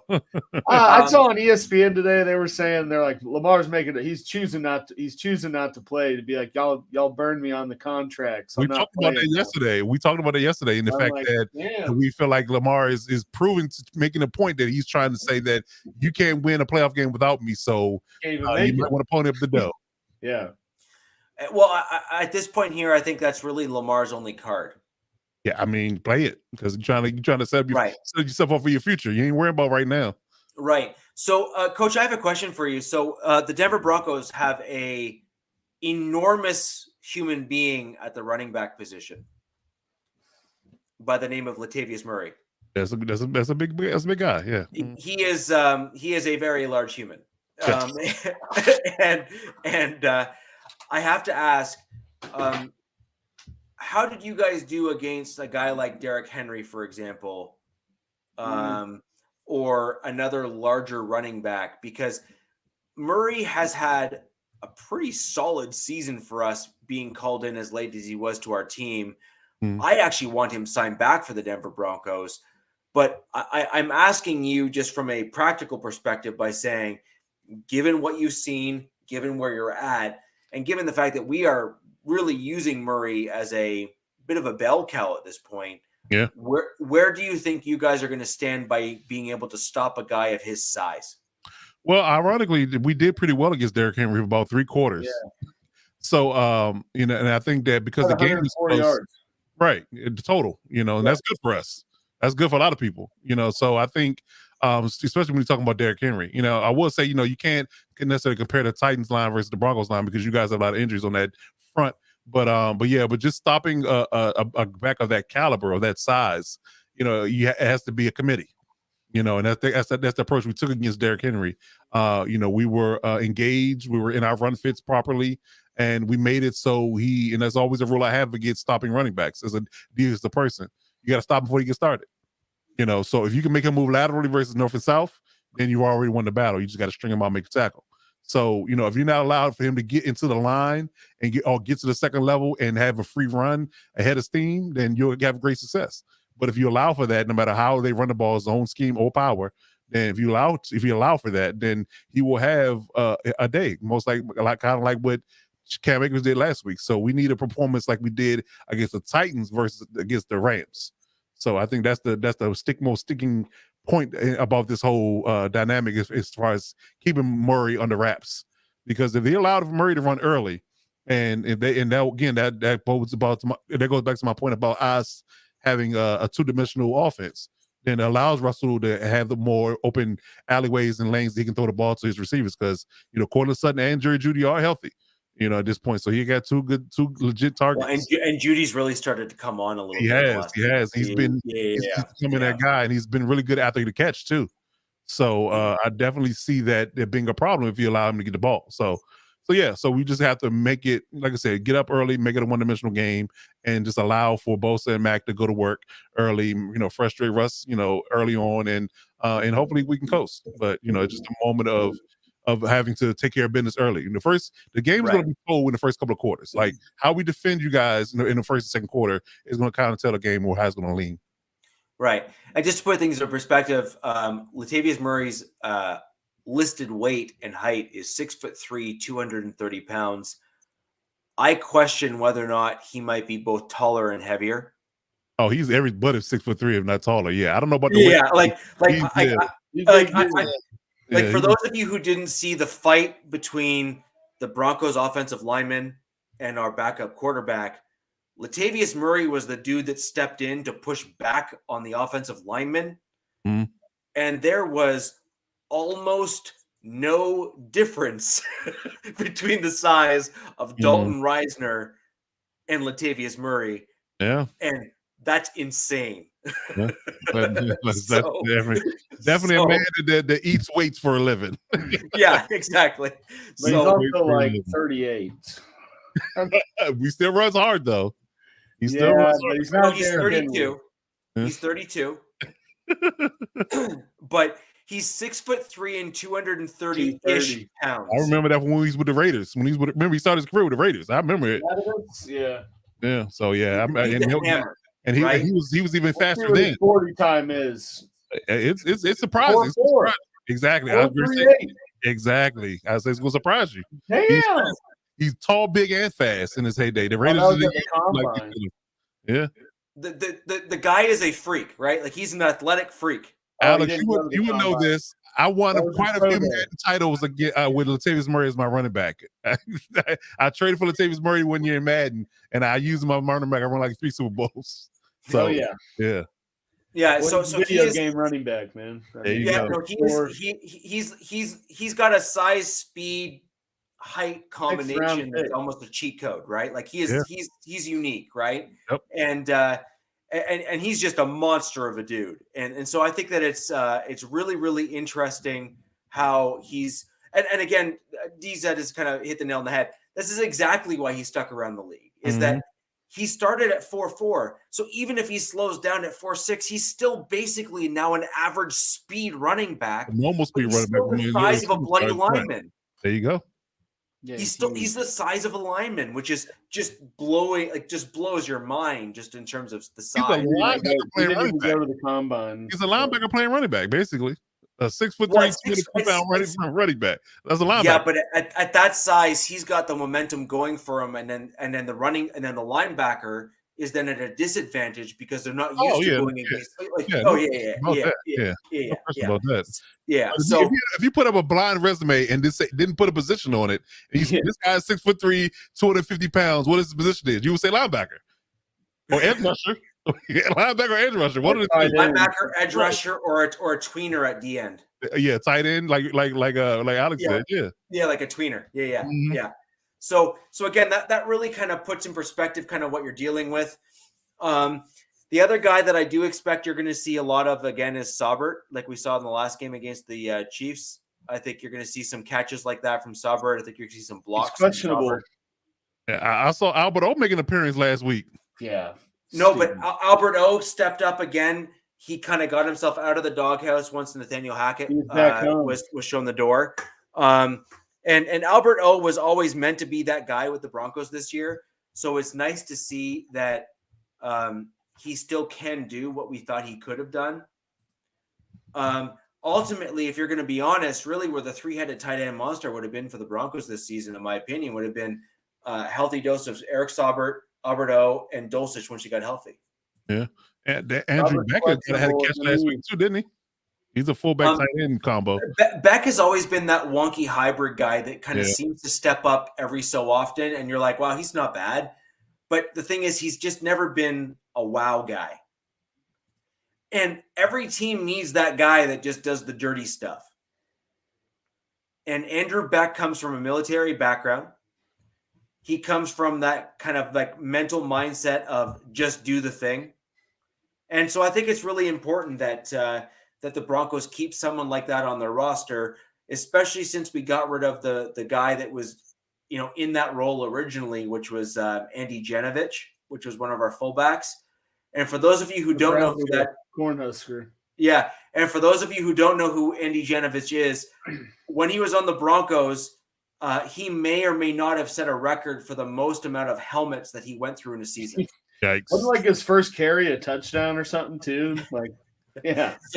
So in practice, I think there was one practice where he went through 4 different helmets because he broke them. Wow. Yeah, he's definitely got some CT. Yes. Yeah. Something ain't right up there. That's all I can say. Something ain't right. Yeah. So he's a unique individual. He's at the fullback position, and if you see him, he's literally just built like a brick house. He's just massive. Mm-hmm. I think he's like 6'2" and like 240 pounds. Peace. Yep. So, anyways, when we look at the game here coming up, Coach, I ultimately think that the Broncos will probably fall short. I think that you have some wide receiver talent on your team that will ultimately overcome a Broncos defense that just no longer feels the need to play up to their standards.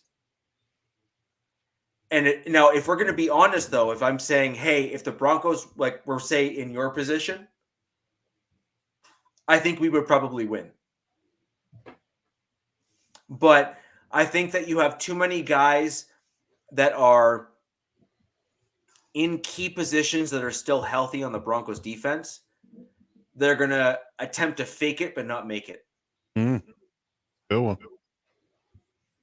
And I hope that general, analogy rang true for all of our viewers here today in terms of how I try to word that. And just to kind of elaborate, I think you have a bunch of guys that have already earned their money for the season that will literally say, I will make it look like I am trying really hard, but actually not, so that I don't get hurt. Yeah. Right. That's kind of what I was getting at with the Raiders too. Like, you don't know. I mean, week 18, you're out of it. You don't got to put something on film to come back. Like, we're on a golf course. Right. And that's kind of what I'm thinking for some of the Broncos defenders. I also think you have a few guys that are battling injuries that are going to want to not go all out to hurt themselves more because they're going to want to recover in the offseason so that they can come back and show I deserve the money I was paid. So I just think that I think Randy Gregory's one of them. I think that you have DJ Jones that'll be one of them. I think Justin Simmons will be one of them. I think you're just gonna have a few guys that are saying, "Look, we were so bad this season. It's time to move on." And just nail it in, huh? Yeah. No, I think they're not going to make themselves awful. I think they have a standard that they're going to say, no, like I'm not going to let myself get burned and look like a fool.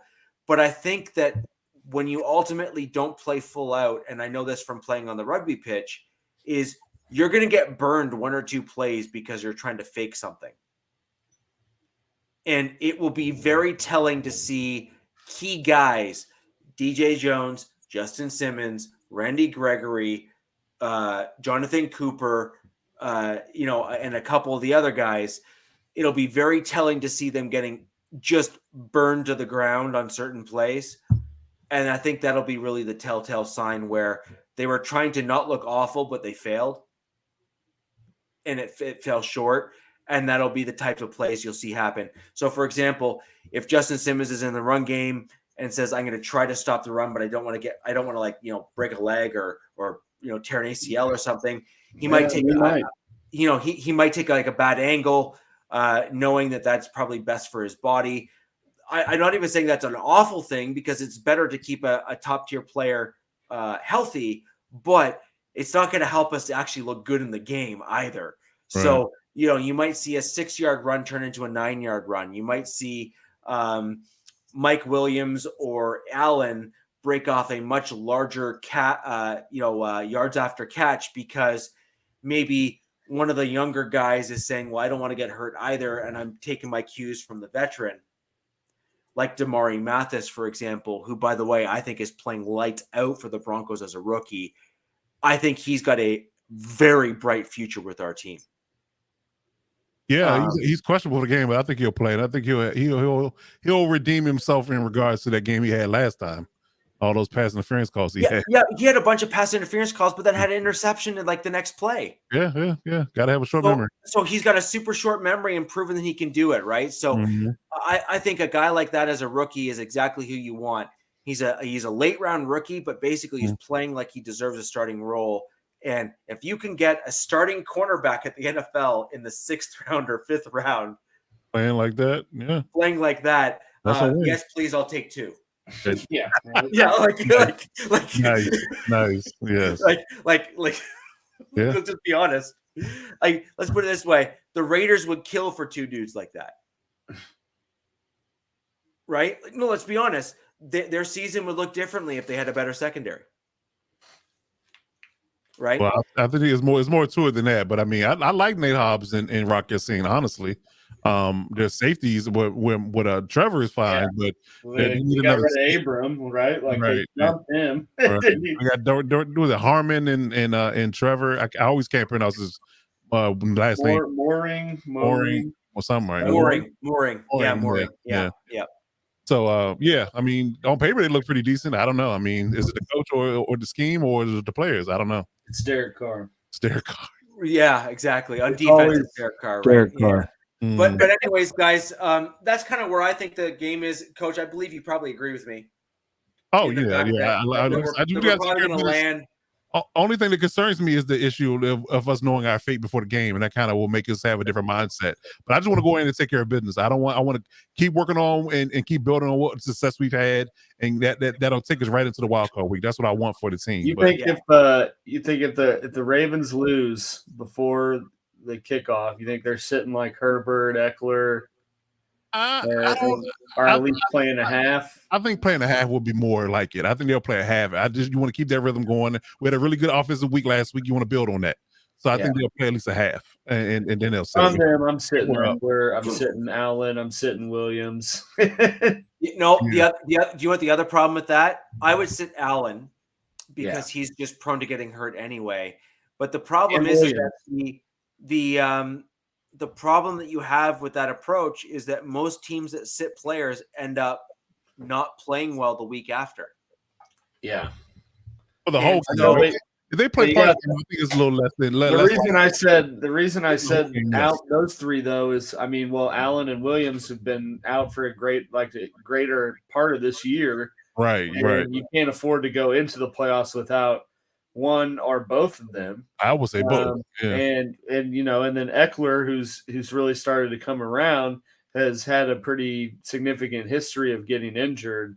And so to me, it's just which I get what you're saying, because I don't necessarily agree with it, because I think you kind of kill your momentum when you rest your whole team because you're already in. But at the same time, like, do you want Eckler to tweak his hamstring, and then he's playing in the divisional wild card round at 70%, or do you want Allen to re-aggravate whatever he's been hamstring? I think what he's been dealing with, or I mean, if I'm the Chargers, if that has to happen, I'd rather that happen in the playoffs, in a game forward, right? Exactly. So That's just my thought with it, but yeah, I would say a half at the most, especially if you know your fate already. If you know your fate already and it's already locked in, a half at the most. Get him a sweat, get him some touches, and then go ahead and take the helmet away from him, and let's just go ahead and be a spectator for the rest of the game. Because and to that point too, I mean, ironically enough, the Chiefs in Mahomes' first start, they already had locked up the number 1 seed in playoffs and sat all their starters and still made it to the well, I guess it didn't make it to the championship, the divisional round. Yeah. But I mean, I have the same reservations as you do with it though, Richie, and then I think it kind of can really kill the vibe and you have too many examples of too many teams trying to play cute like that and falling flat on their face that you just don't do it. Yeah. Oh, Dave, that's fantastic, my man. That's fantastic. Dave Glassman, a huge fan and a longtime supporter of the MHRT network. I just want to thank Dave for joining us. You got to take him to Arrowhead, Dave, if you want him to have a good football experience. God, here we go. That would only be if there's a Broncos win at the end of that particular visit. Well, not necessarily. You could have some barbecue and would probably be just as excited. Oh, jeez. No, the barbecue is not quite as good in KC as it is in Texas. We'll just leave it there. Yes. Coming from the Canadian. The Canadian just jumped off the top rope. I just got RKO'd on barbecue. Canadian. Ladies and gentlemen, that's going to do it for the show today. I just want to thank everyone for joining us here on the Wild Wild West podcast. Thank you, DZ. I'm glad I have someone who agrees with me. So I just wanted to thank all of you for joining us today for the show. This is going to wrap it up as we move in past this week here. Obviously, 2 of our teams from the AFC West, including my Denver Broncos, drop out of the playoff contention, and the 2 gentlemen here. Hey, Coach, your team dropping out or no? Here. Is your team dropping out or no? Not my team. Oh, neither's mine. That's pretty sweet. No. Okay. So we got 2 teams that are sticking in, and that'll be the Chargers and the Chiefs. I just wanted to thank all of you for joining us. We're going to start getting into the AFC West playoff implications next week. So Captain and I will be digging into more details with regards to the Chargers and the Chiefs, more so than we have obviously this season. And obviously, as Davis hinted at, Yes, I agree. Absolutely, yes. I agree. I wish that young man all the best, all the strength, and I hope he pulls through in short order. Obviously, with his foundation and also just his health in general, I hope he comes and pulls through quickly. That will do us for the show today, and we will see you next week where the West Side is the best side. Peace!